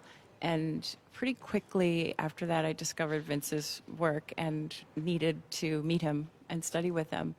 And the experience here was, it was all about getting the information of learning to paint and draw and well, some sculpting, not much for me, but yeah, it was a delightfully humbling experience to be here and to get all that information. And then it was like learning all of these secrets of a machine. And then at the end, you get this machine and you have to drive it. And so since graduation, I've been driving this new, beautiful, amazing vehicle that I had no idea even existed. When I came here, I thought I knew how to draw. I thought I had ideas, and pretty quickly learned I don't know how to even see. And that was the best, was like just learning to actually see what's there instead of assume I understand things. Was there an aha moment in that and your time here, or was it more the slow accretion of learning? No, it was a series of aha moments, and I can remember them all so clearly, and I love thinking about them. Tell us about one. Dean Keller's drawing class, it was like a figure structure drawing class where he talked about muscles as a pulley system, where a muscle has to skip a joint in order to function. So it pulls on the limb in order to, like, you know, flex it. And just that concept of like skipping a joint made me understand how to make a muscle look like a muscle. I don't know, just things that, and then of course watching Vince paint and watching the way the brush was just touching the canvas so sensitively. I'm like, oh my God, I've never even thought about that. And then it changed everything about the way I painted, you know, so yeah. I hear a lot of people say that it takes them a good year after they graduate from the school to even wrap their mind around what they learned. I'm curious if you had that experience, and also how your work continued to evolve after leaving the school. Yeah, those are both great points, because I was kind of paralyzed for maybe 5 years after I left, just kind of making the same painting over and over again, just relishing all the techniques that I learned. I was almost like afraid I'd forget something, so I kept practicing and practicing and practicing, and then, yeah, thank God, Vince actually was like kind of helping me think more abstractly. And at the same time, I was starting to develop visions and hallucinations that I could start to nurture and grow and trust. And so I started to even leave the world of trying to make things look real, and instead of that, making the way I wished they looked. And that became so much more fun than copying anything mimetically from a photograph or real life. And so that's where I've been going since then. Yeah. I know that you have a solo show up currently in New York. It finished last Saturday. Oh, it just finished. Okay. It was at the Forum Gallery, and it was a beautiful show. And I thought the work was had moved in a very sort of expressive direction rather than, about a particular person. It was more about a mood or a feeling, or talk to us about that. I think I've started to trust my own my own vision more, my own voice more. Like, there's a certain hiding behind technique that you can do once you have that facility, and then I guess maybe you get old enough to just say, I have something to say and I need to say it, and so I've been allowing that voice to come through in a more, I don't know, obvious way or direct. Yeah, and then this whole thing with color is happening now, where it's off the wall, and it's like the color has its own voice and its own character. So yeah, you're absolutely right. It's more expressive, and there's things to say right now that we need to say. Yeah. So that's what that show became about for me. Yeah. The color certainly seemed like you were really going outside of the boundaries with the color. Was that conscious decision, or was it just like, as you're working on it, you were like, this is what this painting needs? Well, I love this question, because I think I've always had an idea of like what colors I like in groupings, whether they're like 2 or 3 or 4 colors that I want to see together. And then I was trying to force them into the painting or into a realistic world. And now all of a sudden I'm just like, it doesn't have to make any sense. I just want red and yellow and dark green, and that's what I'm insisting on. Or I want turquoise and magenta, and I'm just going to put it. So I think it's a trust and a vision, but like, I mean, I'm like hallucinating most of the time. Like I close my eyes and I just see these colors next to each other, and so I'm just letting myself do what I want instead of trying to do something that I think I should be doing, technically, you know? Yeah. Last year, you were one of the artists who was drawing or painting at this Facebook Live event. What was that like, painting and being filmed and asked questions of and badgered and talked to while you were painting? My heart was beating like crazy the entire time. It was more nerve-wracking than I expected. I demonstrate a lot for my students, and I never get nervous. I actually love it. But this felt so important, and I really wanted to do such a good job, so I made myself really nervous. And it's hard. It's hard to focus and keep a concentration while you're trying to also listen to the questions. Like, I was worried you were going to come and ask me something, and I'd be like, I wasn't listening. I did not. I was in my own world, hypnotized. So it's very, very hard. It's very stressful. I wasn't totally happy with what I came up with either, but I don't know. I think that's what this is about that the process and the watching the physicality, the way the artist interacts with their material, not so much the outcome, but the whole community of this event is spectacular. It's just so unique. Well, I think you have you're brave and you have a lot of confidence, because a lot of artists would not agree to do that just because they would be worried about the outcome. Yeah. This event is not about the outcome. This event is about the process and sharing in the joy and the knowledge and getting to see the working, decisions of these wonderful artists while it's going on. Exactly. And honestly, all art making should be about that process. The final product is like a consequence of all of these decisions that you're making in the moment, right? And you're responding to the work, you're responding to your own thoughts, and then at the end there's an object there. But it's all about the energy that's happening along the way and the momentum of it. And so, to be part of that is pretty cool. This is my last question for you. Now that you're out there on your own, spending a lot of time in your own studio making these works, do you show these works while they're in process to people? Do you have people that you look for critical feedback while it's going on? Yeah, absolutely. Yeah, for sure. And I can't say that I allow all of it to direct my choices. Like I feel like the biggest job I have is to stay excited and inspired and motivated and to keep having like these visions, right?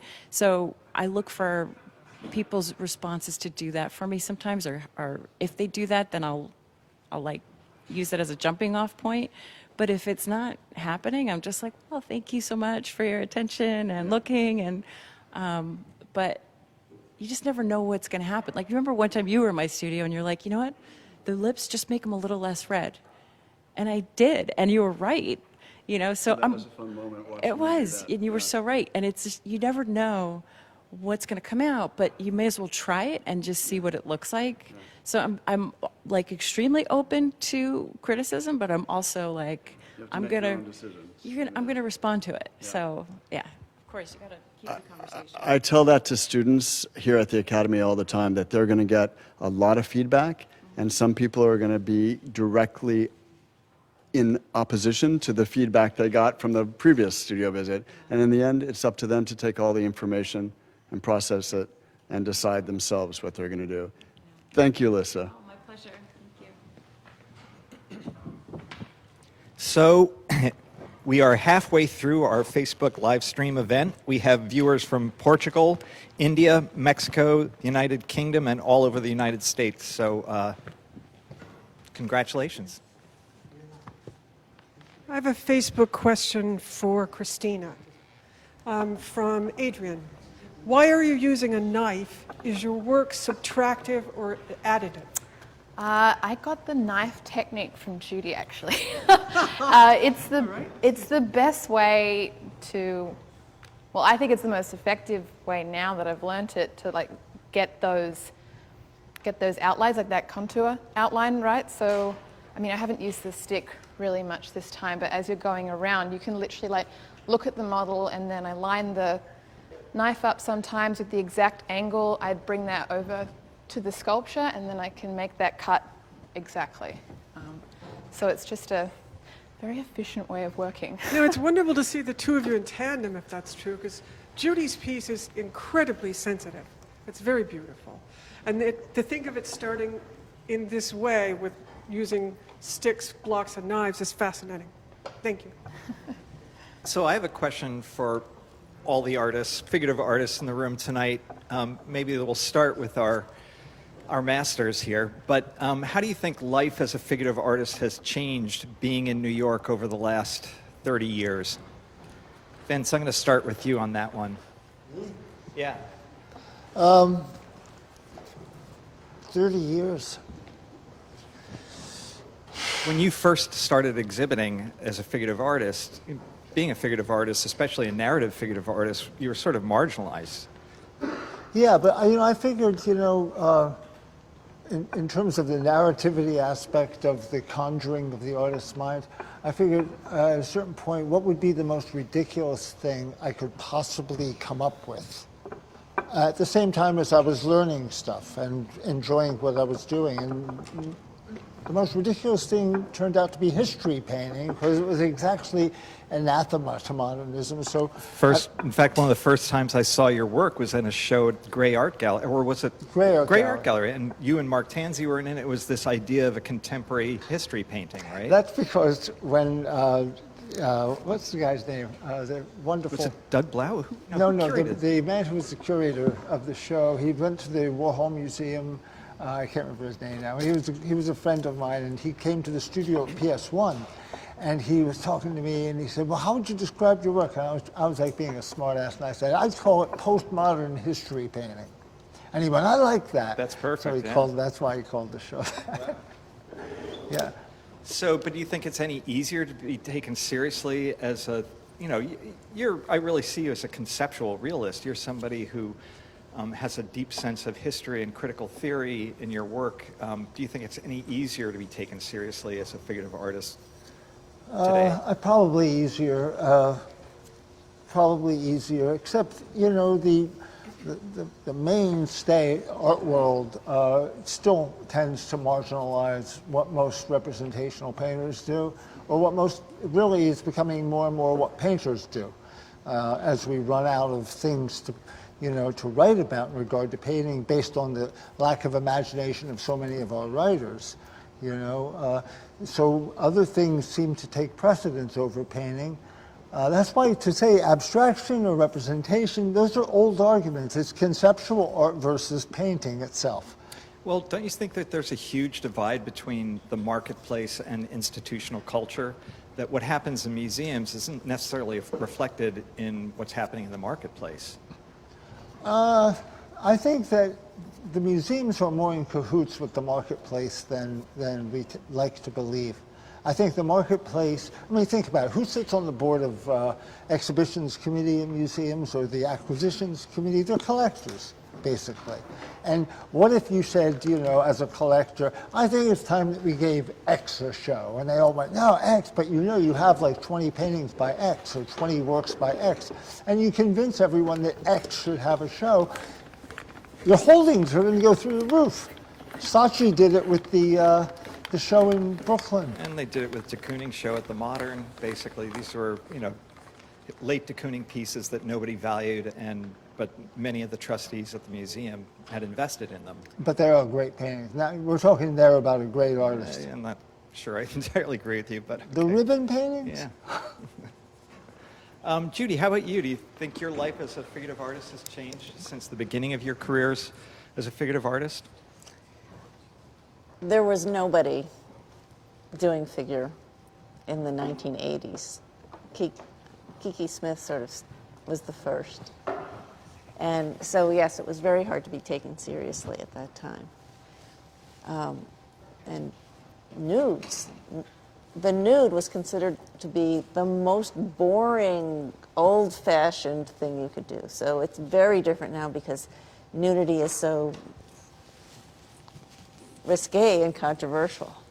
Do you think It's that's really particularly changed. true as a sculptor as opposed to a painter? There were so many trans avant-gardia, the German painters, the neo-expressionists, but you don't see that many at that time figurative sculptors. Right. Yeah, I think it was much more intense for sculpture. And how about as a woman and a sculptor? In a way, I had more freedom to use nudity because people are afraid that men are more afraid of perviness in men than they are in women. Like a John DeAndrea or somebody like that? Well, they sort of used the nude as found object. They just cast people. Body They didn't casting, yeah. Yeah, they did that. That was the only thing that was going on in the 1970s was body You couldn't casting. render, you could only cast. Yeah. So yeah, it's really the potential for controversy has really changed. Also, I think that doing figuration is just there's so much more subject matter involved that you can be controversial in a way that abstraction isn't. I would like to say something about how art has changed in 30 years in New York. I realize I've been 30 years in New York. And when I first came here, there was one gallery, Forum Gallery, run by Bella, thank you, Fishko, which was the one I hitchhiked from North Carolina at 16, got in a hell of a lot of trouble to go to it because it was showing figurative art that was really incredible. Gregor Gillespie I saw there. It was just an amazing experience because I was told in art school that you could not paint the figure at all or draw it. And it was a fascistic regime. There was no movement. And that has changed totally. And this school, I mean, the way he's talking about it beginning in a church basement, that's what's happened in New York in the last 30 years. It's funny too, I think the difference between, artists that were using the figure ironically and artists that were using it either sincerely or to address serious issues, that's changed enormously too. And also true. being, highly crafted, like people had an incredible fear of craft and how that might be viewed as, kind of craft chauvinism. To the point where it got to be anti-skilling. Yeah, I always said, do you want an anti-skilled surgeon? Yeah. I doubt it. Yeah. But yes. All right, well, speaking of skills, Michael, this is turning out to be a really beautiful portrait. Tell us what you're thinking about at this point in the picture. I'm basically thinking right now, since you caught me at this, I'm trying to figure out a way that I can move this ear over about half an inch to the left. Uh-oh. I sort of transitioned from like a very two-dimensional linear way of thinking about this to trying to kind of flesh out form linearly, I guess using some elements of perspective, just, angles and things like that, and sort of sneaking into trying to change the language of this from a linear drawing to a more graphic language. First by kind of going flat again, and then by hopefully eliciting a little bit more of a three-dimensional response from... Is that in order to check the proportions or the proportional relationships? Is that why you're doing that? It's proportion, I guess. It's proportion to the rectangle, and really just to kind of try to get that idea of the empathy with subject, right? Getting an idea of what am I going after with this piece in particular? What do I, in a relatively short amount of time, what do I want to kind of really focus in on and sort of discover about the model and the pose and then the life of the drawing itself? So, if that makes any sense. It makes a lot of sense. And when I look at this drawing the way it is now, one of the words that immediately comes to my mind is empathy. It's an incredibly empathetic, rendering of this wonderful face. And for what it's worth, I don't think the ear needs to change. Okay. I don't think it needs to move over. I have a question from Facebook, from Jose on Facebook, for Michael and Vincent. Is a focal point always needed, or how do you decide its location? What do they mean by a focal I don't point? really get it either. You know, but I mean, a focal do you point? mean the viewing distance, or I don't quite. Maybe a focal point in the composition. All right. Yeah, what's the most important thing? What do you want people to look at? Oh, I know. understand. It's hard. It depends on whether you're doing an all-over composition or you're doing something that's driven by a one-point perspective or a perspective like that. I mean, what is the viewing point in Agnes Martin, for example? I mean, we have to take that into consideration when we're deciding if we're going to have some kind of viewing point in a painting, or we're going to resist the urge to give it a viewing point. In the disquiet between those two positions comes some very great ideas in art, you know? So that's why the question is... Well, she's a great example, but even in her work, I find that your eye goes someplace first and then works its way around. You know, even in that work, I feel like she gives you a path through it. I think she gives you a path outside of the picture. That it's sort of a piece of the universe, and the universe is constructed of all these little shards of rectangle and line and string theory in painting. Yeah. You clarified that question for me, though, in a way that makes sense to me, and I was more understanding it his way. But you would, of course, a focal point in a painting, in a traditional painting, is what is it that we're drawn to? Like, I mean, a photograph puts an equal emphasis on everything. You know, a painting by its very nature of being authored has you're quite right. You know, a point of view. And Michael. There's a scene in The Third Man where the first time you're introduced to, who is it, Orson Welles? Yeah. He's in a doorway and he's completely in shadow, and all you see are his feet, and there's a little cat running by his feet. Your focal point is his face, but his face doesn't exist in the film stock, you know what I mean? And so in a lot of ways, I think, you know, everything is just a means of kind of moving you through a picture. You might have a crux, like an area that you really respond to. Oh, it's about this narrative or that. But it's really not just about that one specific moment, that focal point idea. It's really about what's leading you to that focal point and away from that focal point. Right. Yeah, that's a great example. I mean, sometimes that you know, the focal point is what's missing. Yeah. The mystery of what's missing. Yeah. I think that what they're both trying to say, too, is we're trying to teach the activity of painting, the activity of experiencing the space within the piece is the narrative, and the focal point is the way that you're pulled in and taken back out. But I see it from your point of view as well. Yeah. Sorry. Can I ask just a general question? This comes up in speaking with students all the time. What do you guys do when you hit a brick wall? What happens when what do you use, what tricks do you use to sort of get out of a painter's block? Oh, boy. I'm going to start with you, Margaret. Oh, nicely done, Peter. Thank you. Living within one myself. I've got a lot of friends who are writers.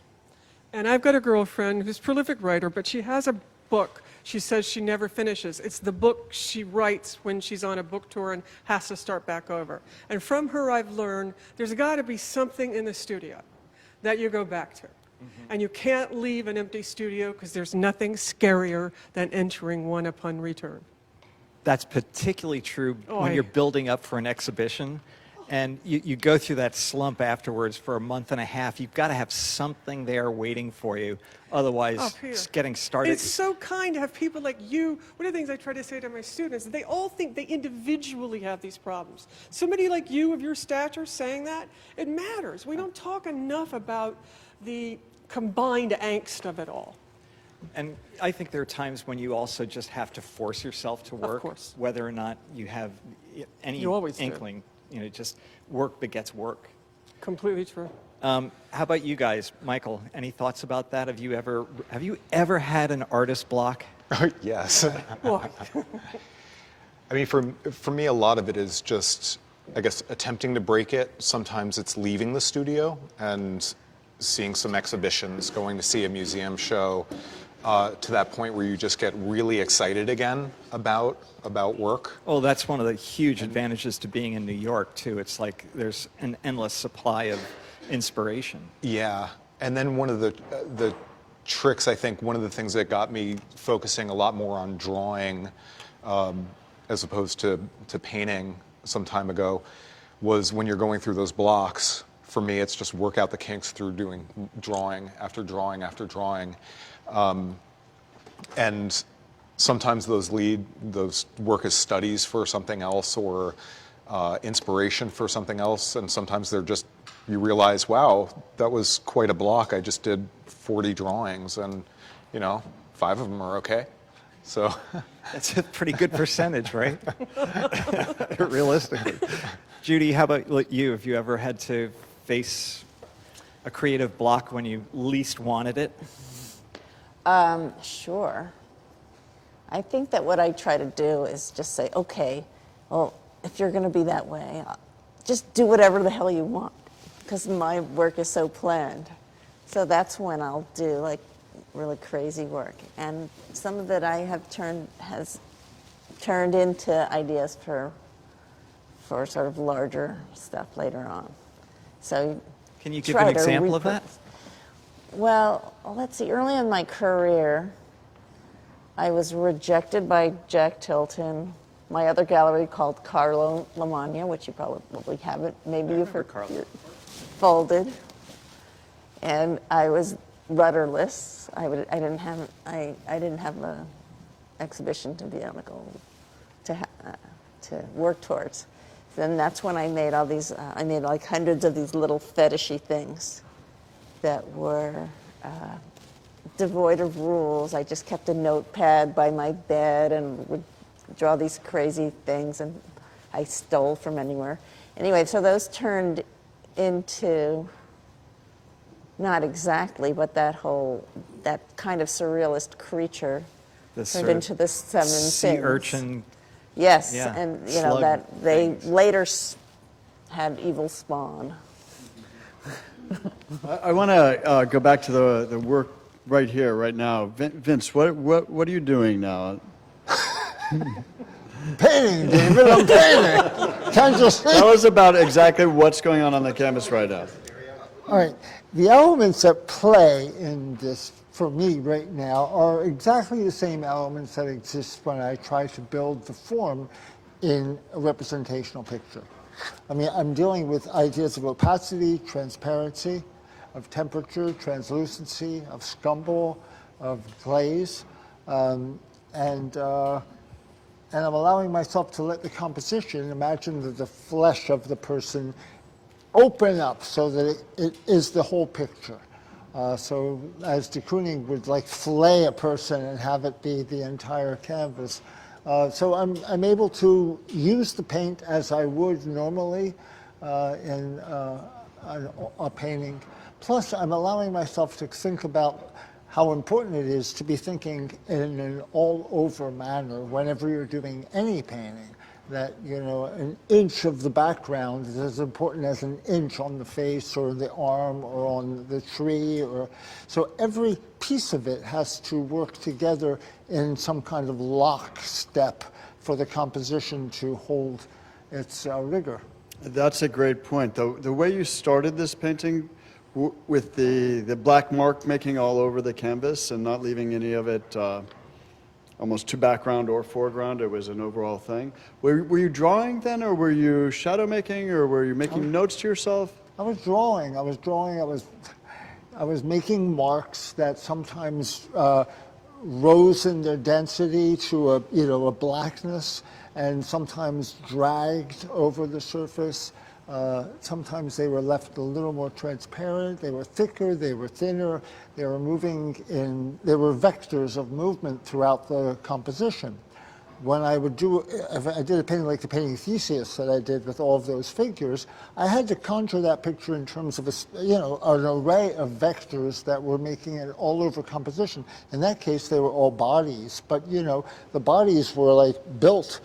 They were constructed. The forms were constructed with light and dark. and basically opacity and transparency. I like that array of vectors because that's the way that looked starting off also. Then you went over it and put a sort of medium tone all over it. Well, I put the shellac over the tar so that I would be able to work on it with the white without picking it up and turning all my paint into gray. Does the shellac dry instantly? It dries very fast, yeah.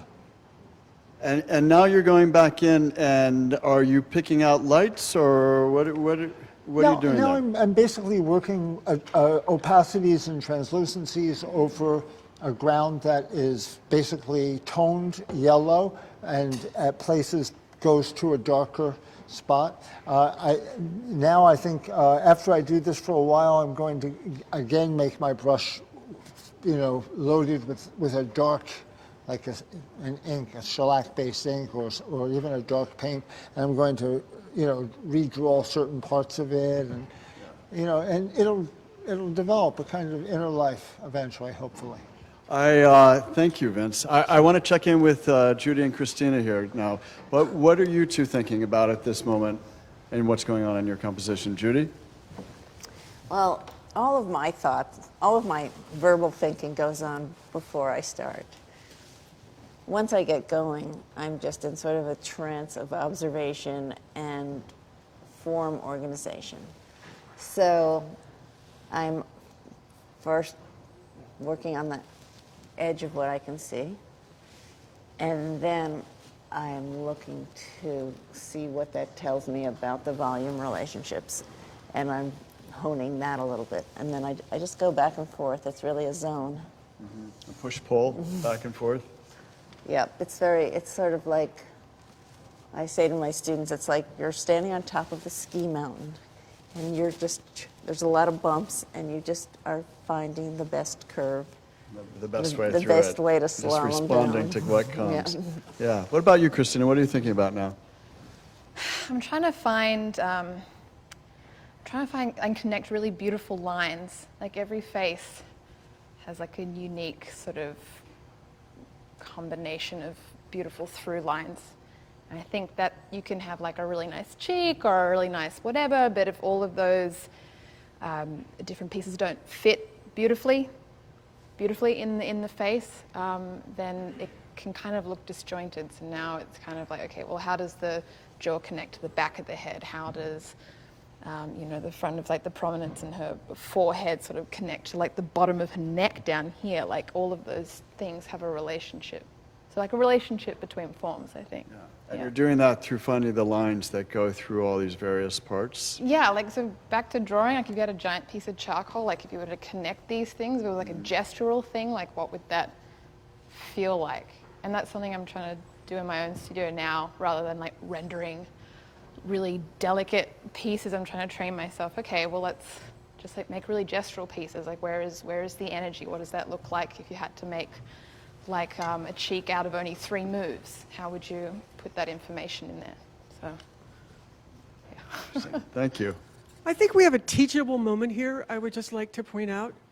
I would have been, and also going to what Peter was saying before about what do you do when you get blocked, I would not have had the guts to go from this figurative painting that he was doing to this. This is somebody who believes in themselves, believes in what they're doing, and understands the form making that they're doing from the inside out. I would have been perfectly happy to have been working on this and to have produced this. Oh, God. I know, oh God. You But I'm would just have done saying it that so much better. the important point is to keep searching. That's all. I've got a question for Michael from Katrina on Facebook. Are graphite and charcoal materials that should only be used for underdrawings or studies?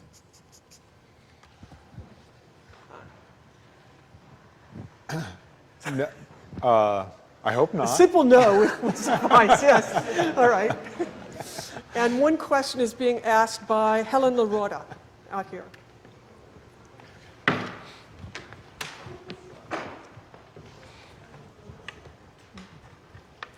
Hi.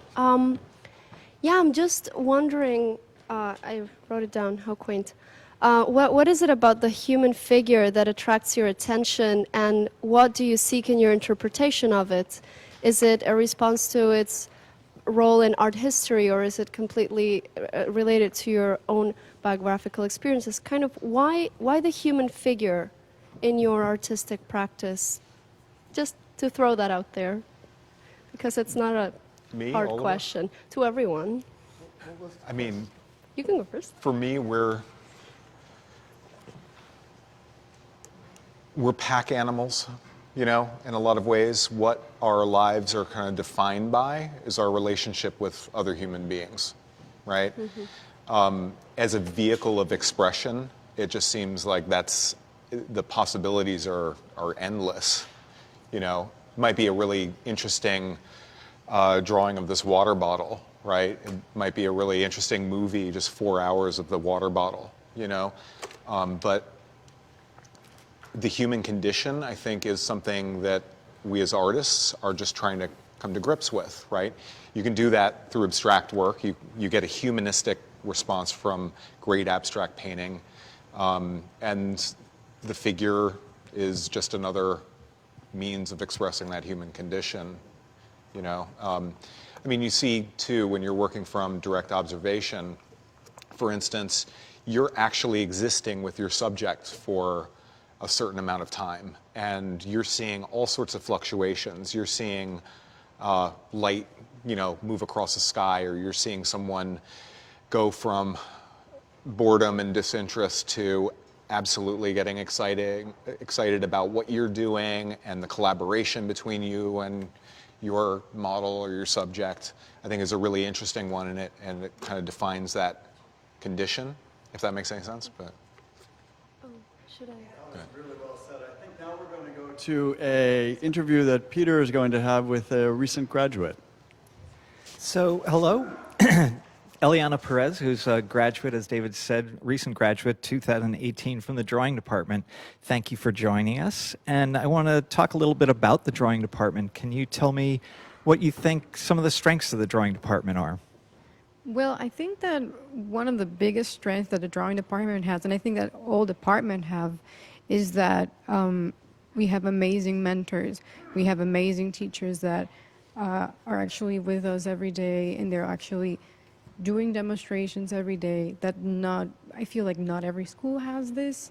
And I feel like that's one of the things that for me was just mind-blowing and inspiring at the same time. Is some part of that just the number of demos that you see? I always think that that's kind of one of the extraordinary things about watching Michael or watching Steve Assail, just seeing them do a drawing from start to finish. Yeah, Dan Thompson as well. So, I mean, it's just very compelling, and it just opens up another perspective for you as an artist and as a student as well. So how does that contrast with your experience in your undergraduate work? Well, it makes a big impact, especially because my undergrad world is, you know, is very basic. It's me learning baby steps in art.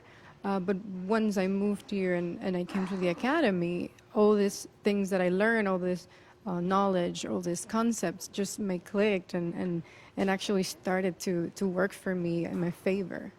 Could you talk a little bit about maybe learning from your peers? Did you feel challenged by your fellow draftspeople in the department? Absolutely, yeah. We had amazing draftsmen in my year, and I learned a lot with them. Even with the first years when I was a second year, I mean, you are always continuous, you know, environment, learning and experiencing different things. Can you talk a little bit about some specific techniques or processes that you experienced or experimented with while you were a student here? Yeah, I enjoyed. I was in Dan Thompson's class, and this is the first time I heard about triangulation and actually finding coordinates and relationship with shapes and just like out of bizarre lines you get this figure and you're like, how?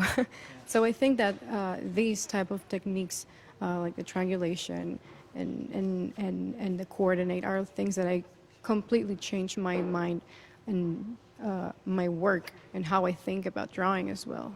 Can you talk a little bit about your own work, the processes that you use and the surfaces that you use and the imagery that you've arrived at? Yeah. So I work in a very kind of reductive way, a reduction way. I like to work with Denril, which is like a plastic sheet.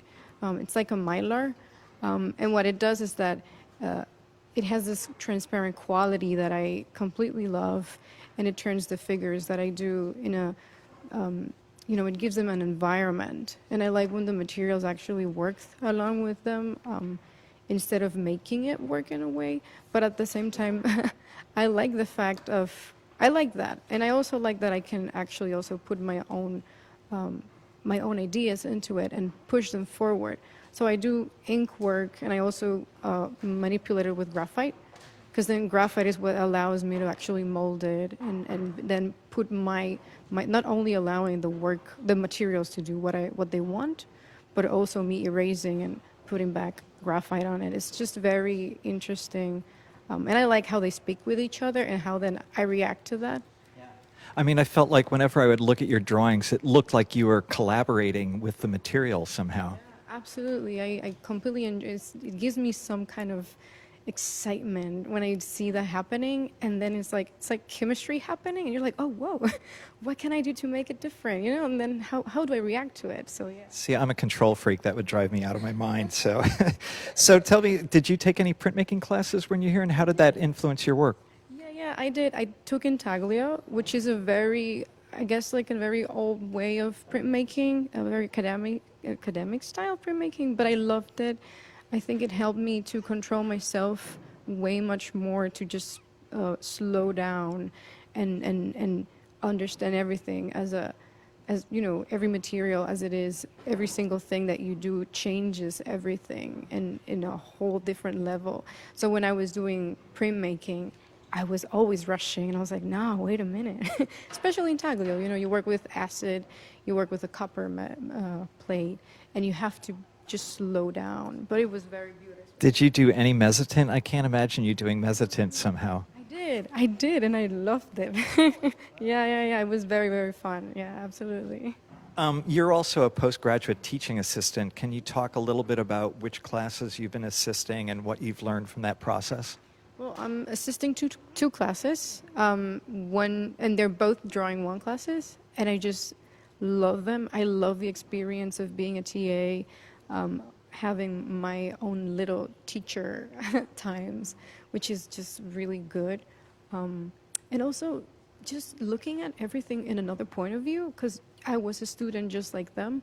But now I'm just looking at them working, and then when I see them doing stuff, I say, I was there. Like, I know how you feel. Don't stress. Especially that first semester, right? Yeah, absolutely. Yeah. And it's really beautiful. It totally changed the way I feel about also working. It kind of, once you're in that position, even your own drawing changes and you see things in a different way. I guess being a teacher is also a different way of experiencing art. Do you feel like as a TA that you're more aware of learning how to teach from your professors? Yeah, absolutely. And I understand them even more in many ways. And I understand everything way much more. The process, the techniques, everything is just really good. And I have the opportunity to work at the same time, just do my own sketches and reinforce what I learned here, which is amazing. Well, thank you very much for joining us. Thank you so much for having me. Okay.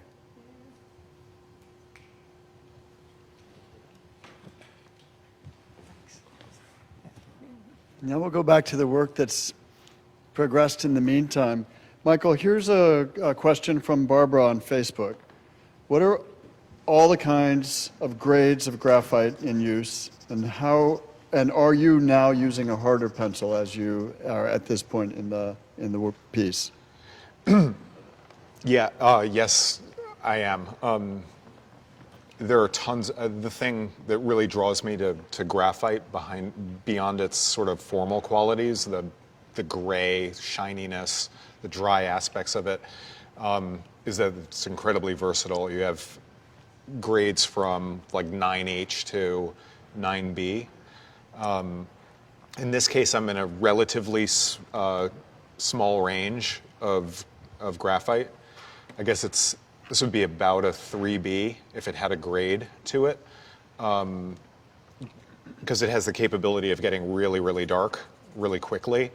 And then I switch down to, this is a little bit of it's an HB, is the harder lead that I'm using currently. They each give you just a different nuance of control.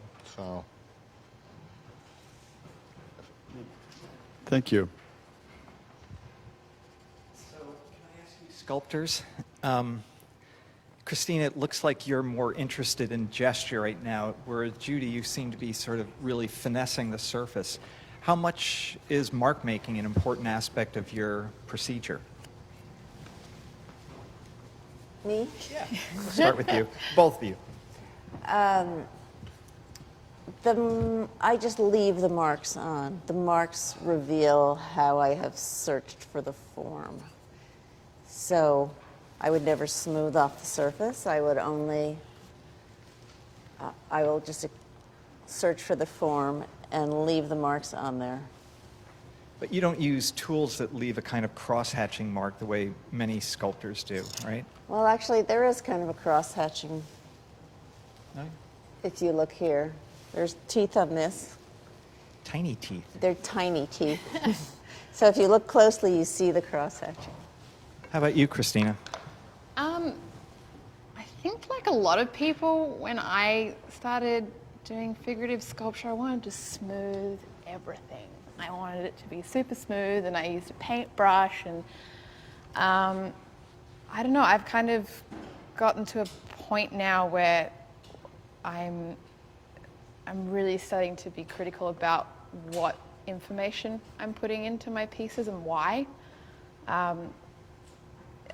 Is it serving my ideas? Is it even working as an aesthetic? So I don't know. I think for me, rendering things now is a really good exercise, but I'm not sure if it's where my practice is necessarily going. And I'm trying to work at speed.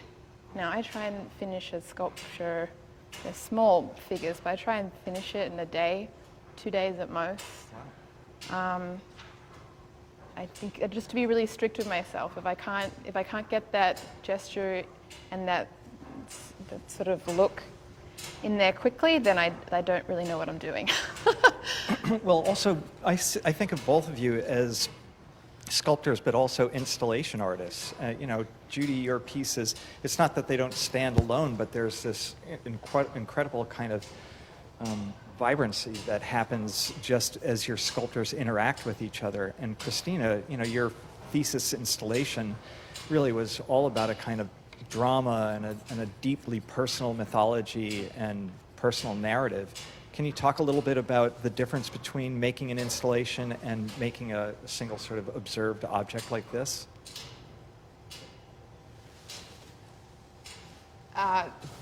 Installation, you got to be thinking.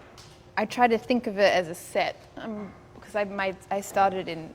I wasn't going to be an artist. I didn't really know much about art. Growing up, I was really into theater and film, and that's what I was going to do. And it was only by suddenly becoming, you know, not willing to put myself in front of people that I went to sculpture, because I was making these sets to do these films in. And that's how I kind of segued into it. So for installation, you've really got to think about how it's working as a whole. How does each individual piece speak to one another as if they're actors on a stage, even though they might be made out of completely different materials or whatever. Everything has to be having a dialogue, a fluid dialogue with one another. That was so well said. I don't think I need to add much to that, but Does it ever bother you to split up your installations? I mean, they're meant to be seen standalone, but do you prefer just seeing them as a single installation? well, in my case, each piece is an individual, so that if I do different installations that include a different array of pieces, it sort of morphs the meaning of the installation a little bit. And it's always nice to have a surprise. So, yeah, each installation is kind of turns into an essay in which all of the different subjects take part. We've got a question here from Facebook, and this is to everybody. Is there a hierarchy of looking? When you look at a model, how do you sort elements into a composition? Judy, would you address that? I know you were just talking about. Yeah, you've got to, as Christina, I mean, our work is looking very different, but I'm looking for the strongest lines and the simplest geometry that I can find. So you're looking for a way, an interpretation of the complicated form, the complicated shape that you have in front of you.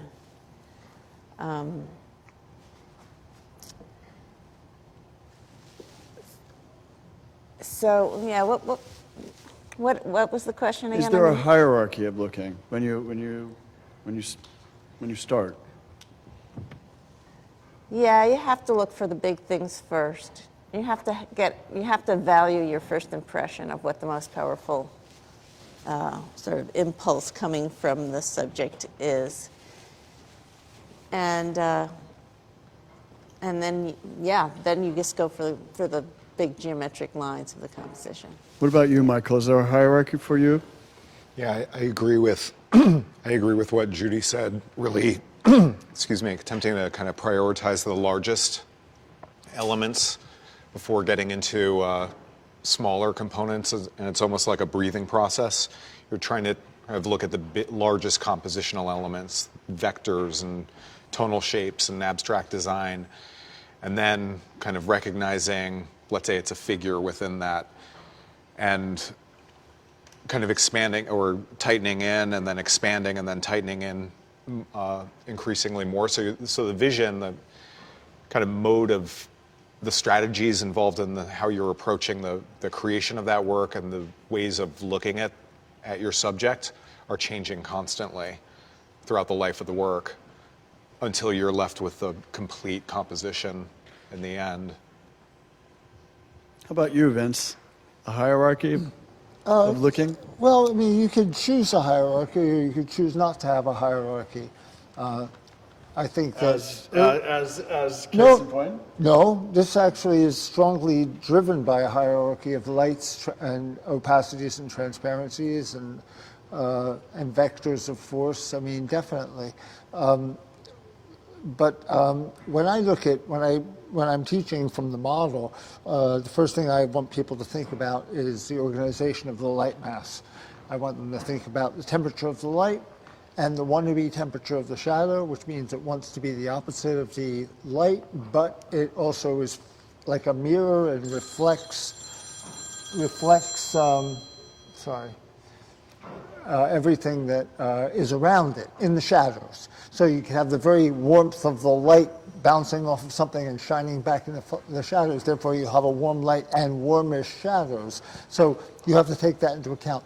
So basically, organization of the light mass. And then to ask themselves why they would want to organize it that way, and what is the history of that type of organization, and why does that kind of organization kind of fall apart after Delacroix? And a new color-driven, hyper subjective is born. That's what I would.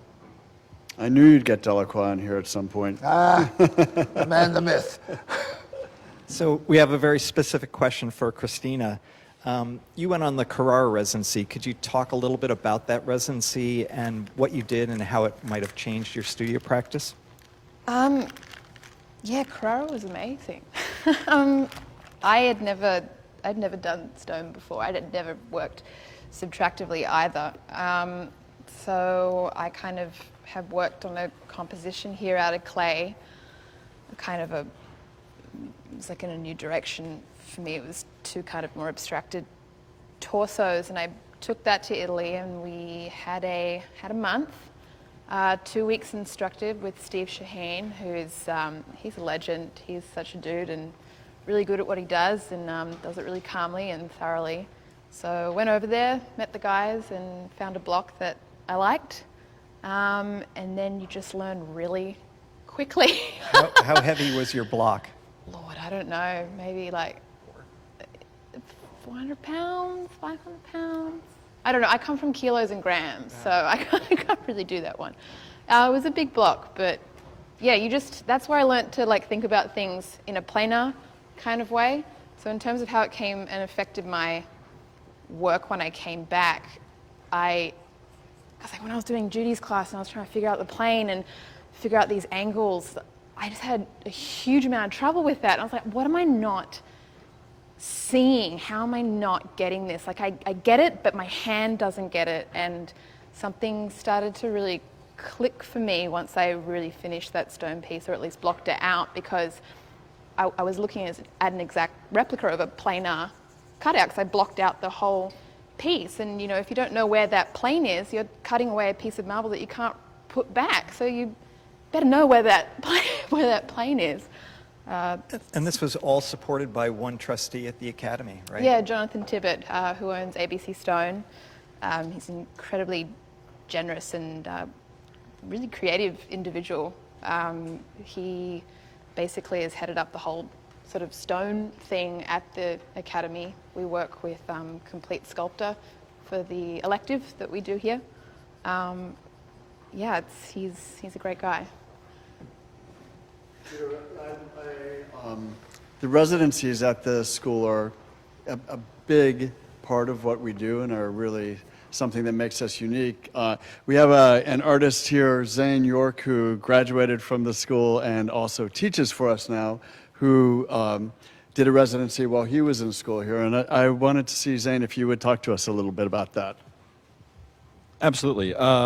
Back when I was in school, the residency program was actually the Prince of Wales Scholarship. And it was a great time to spend 2 weeks in Normandy painting landscape, essentially, and just dedicating yourself to being in that new environment and experiencing something different.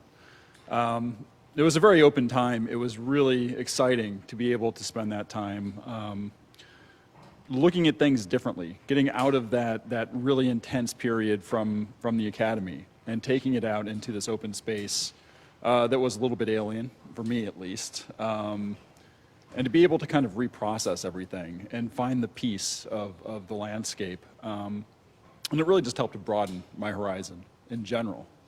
How long was that residency for?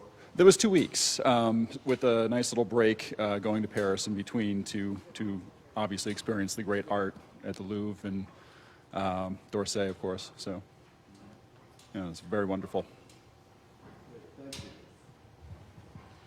Vince, weren't you one of the leaders of the Ballois residency for a while? Yeah, I was. We went for a number of years. Kip Forbes, the Forbes family has a chateau. And what is that chateau like?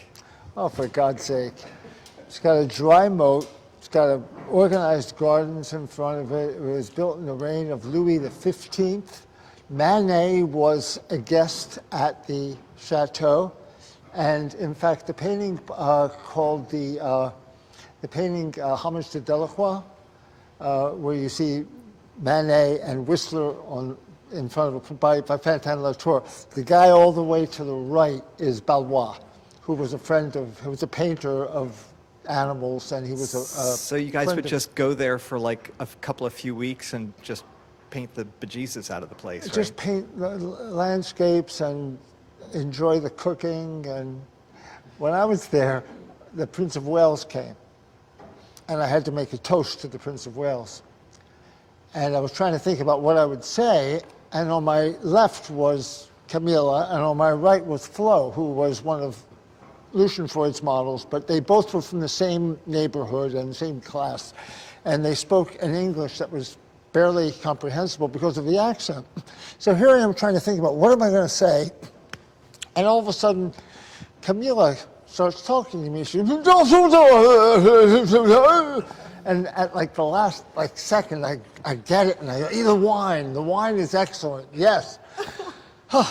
And I go back to thinking, what the hell am I going to say? And then Flo pipes up. And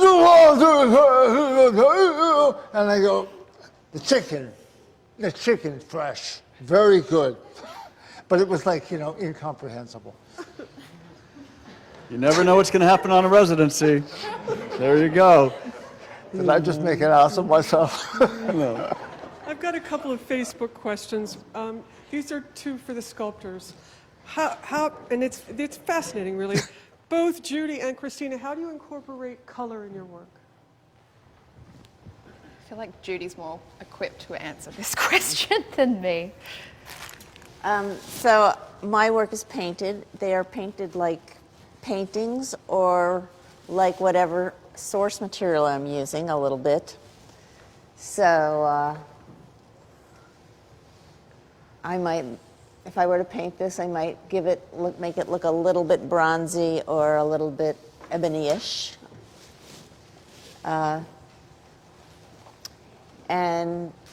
But you created a gloriously beautiful installation. I'm thinking more in terms of your overall pieces of sculpture and the way you use color. You mean technically? Actually, with Judy, I figured that would be how you would answer the question. Yeah. But with you, when you're wondering about what I'm asking, I remember a beautiful installation you did with beautiful color. I have never learnt colour formally, and that's a regret for me. If I had my time at the academy again, I would push myself to take a painting elective. I was too intimidated, but I would love to do that just to understand colour relationships, and it's really difficult. You can really flatten a sculpture by painting it the wrong way, and you can. I mean, you're dealing with like tonal shifts in sculpture anyway, depending on like the depth, how far you push things in, but you can also do that with obviously with color. I struggle with that. That's something I'm still trying to work out in my studio practice at the moment. That's an interesting response. Yeah, it's a struggle. We're always constantly growing. Judy, how would you answer it technically? Yeah, color. If you paint color too flatly, it tends to flatten out your form. So my answer has been to paint on the light.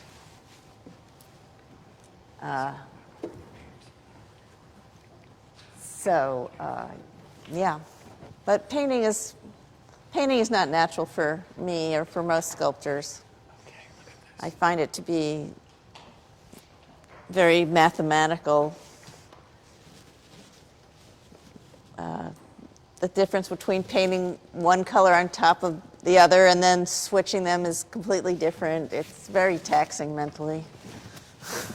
But I do it because I need the piece to be painted. And I can't get anyone else to do it right.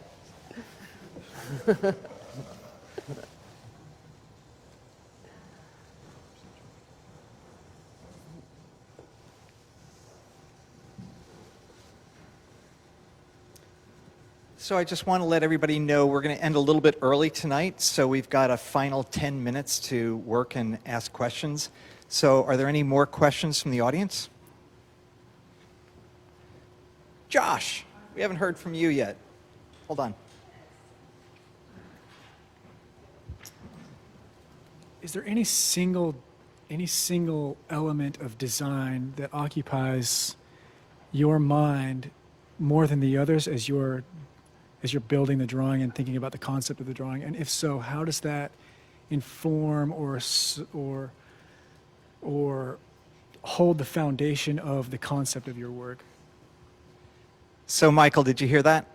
I didn't. Is there any single element of the design of your drawings that sort of holds the form, that remains consistent throughout the process of the drawing? For me, usually it's the graphic shape, the predominant pattern that's created by the shadow shapes and the light shapes. Any secondary values are all, the way I look at it, kind of subordinate to that, to that structure, because it's within that the design is really held together. And would you ordinarily, if you were making an observational drawing like this for yourself, would you make a thumbnail sketch to sort of establish that design? Usually, yeah.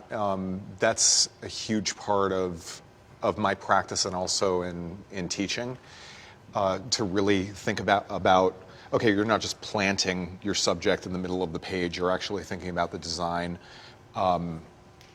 How are you organizing that? And I think you need a translation, or for myself, I need a translation from the three-dimensional color experience to the two-dimensional graphic experience. And setting up a little thumbnail that you can do in 20 minutes is a huge thing to kind of get an idea. Even though the form is abstracted, you're not getting features or individual rendered parts of that, just to kind of see what that picture would carry like from a distance. Anybody I have else? a Facebook question that might be rather humorous to sort of round us out. Ask all artists about finishing. How do you know when a piece is fully resolved? What is your finishing process? How do you complete a piece? And if you started over on the piece you were working on tonight, what would you do differently? This is to throw into the entire crowd. I know a painting's finished when I've gotten everything out of it that I could possibly get out of it. That's a very complete answer. Anyone else want to have a go at this? Or I have one last question from Facebook. Tips on turning a form. What does it even mean? That's the last question. What does it mean? Yes, what does it mean, turning a form? When the form turns away from the light, that's the most obvious way to see the form, the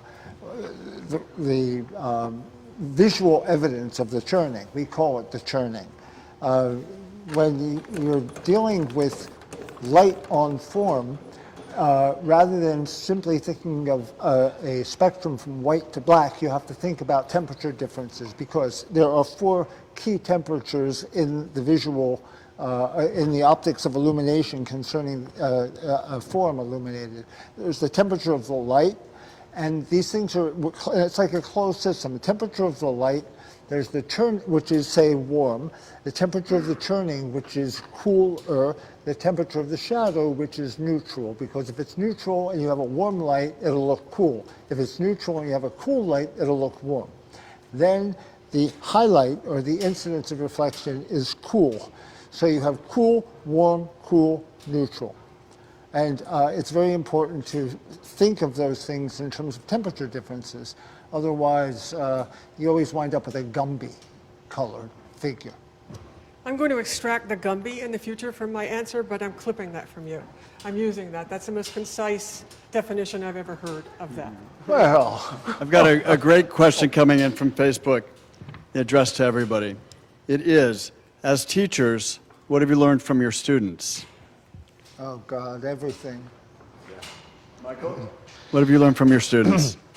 Well, every day it's just remarkable, the experience of teaching, because, I mean, you just get so inspired by different interpretations. I'm thinking of the last class, drawing 1, and everybody's doing these very unique compositions. And all of them are compositions that I would never think of in a million years. And they were all effective in very different ways. And just the kind of, I think going back to the teaching thing, you're trying to encourage self-reliance out of your students. And you might throw a strategy or a technique or something like that, but it's all to kind of develop, or anatomical information, but it's all to kind of see it kind of blossom out of a student. When you see that happen, it's incredibly inspiring, and it teaches you something. It teaches you to think outside of the, say, the narrow parameters or more limited parameters of, if you're just referencing one artist or thinking about approaching art in a certain way. So that's what I get out of from the students. I mean, what they teach me every day. I love that concept of you're teaching self-reliance. I think that's so important, especially in art making. Yeah. Judy, what have you learned from your students? Well, it's hard to say. It's really, since everybody is really different, it's really a mind stretch to apply all these sort of general principles and make them and have them meet the personal predilections and ambitions of each student, what it is they're trying to tell the world, and to try and tailor formal concerns to what they might need as a voice. So it's just an endless challenge that I've been enjoying very much for the past few years. Yeah. Vince, what have you learned from your students? Absolutely nothing. No, I've learned everything. I mean, the most important thing is humility. Learning how to express how one learns in order, because the students will ask questions and not be afraid to ask those questions, I have to rethink how to explain many things. So I'm constantly inspired by my students. Just learn, they come and they have tremendous education and intelligence, and yet their skills have not quite caught up to their intelligence and their learning. And just the challenge of trying to bridge the gap and how to teach them how I learned how to learn, and see if they can also teach themselves how to learn. All that's inspiring to me. I love that concept of teaching yourself how to learn. Yeah, that's right. That's such an important thing for an Learning artist. how to learn. Yeah. All right, one final question. This is coming in from Facebook. Why is making art important to you personally? Just a light topic here. Christina. I think it's important for people to make art because stories are important. It's the only way we can understand ourselves. I guess every era and every time has like tense moments, but I feel specifically now living in America, going to galleries, going to museums allows me to understand what it is that's going on in the conversations and how we have that, but like slightly in a more human way that doesn't really have a language. It's an energy. It's a feeling. So that's why I think it's important. That's well said. Judy, why is making art important to you personally? It's just been the way that I'm able to say what I mean non-verbally, show people what I think of as the truth. Michael. Yeah, I think why I'm drawn to it personally and do it is the same reason why it's important to me to see the works of others. It gets us in touch with our humanism, whether it's visual art, drawing, painting, sculpture, filmmaking, amazing dance performance or a physical performance, music, did I mention that? So it teaches us about ourselves, and like Christina was saying, in all the different idiosyncratic necessities or components of our time, it brings us back to what our core is. That makes sense? Really the idea of what it means to be human. So, yeah. Vince, why is it important to you personally? Because I don't want to die. I don't want to die. Because I think about, and since I was little, I thought about, Degas. I don't think of him as dead. I don't think of them as like rotting in a grave. Or Michelangelo, I don't think of them that way. They're alive. And I want to be alive forever. So. Absolutely. That's all. Here's to that. It's the only thing I want out of this. That's something I think probably everybody shares, that desire. That's right. I want to thank everybody for tuning in tonight. I want to you know, I loved that last question because it went everything from Christina's telling the stories of our times to Judy's very individual, you know, speaking her own truth, to, you know, Michael's concept of humanism and this being a way to express it, and to Vince's idea that you're putting something out there that's going to live forever. And all of those things, I think, are important to artists generally, and especially to this community. And I'm so glad that people were able to join tonight and tune in and see these artists at work, see the differences between what was happening in the sculpture, to the painting, to the drawing. And I especially want to thank our models tonight. Anna, David, and Fatima, thank you so much. Thank and, you. Vince, Michael, Judy, Christina, thank you so very, very much. And Jared and Katie and Jess, the whole team. the whole team. It takes a big team to do this. And Margaret and Peter, it's been a total pleasure doing this with you as always. And thank you to everybody. Thank you.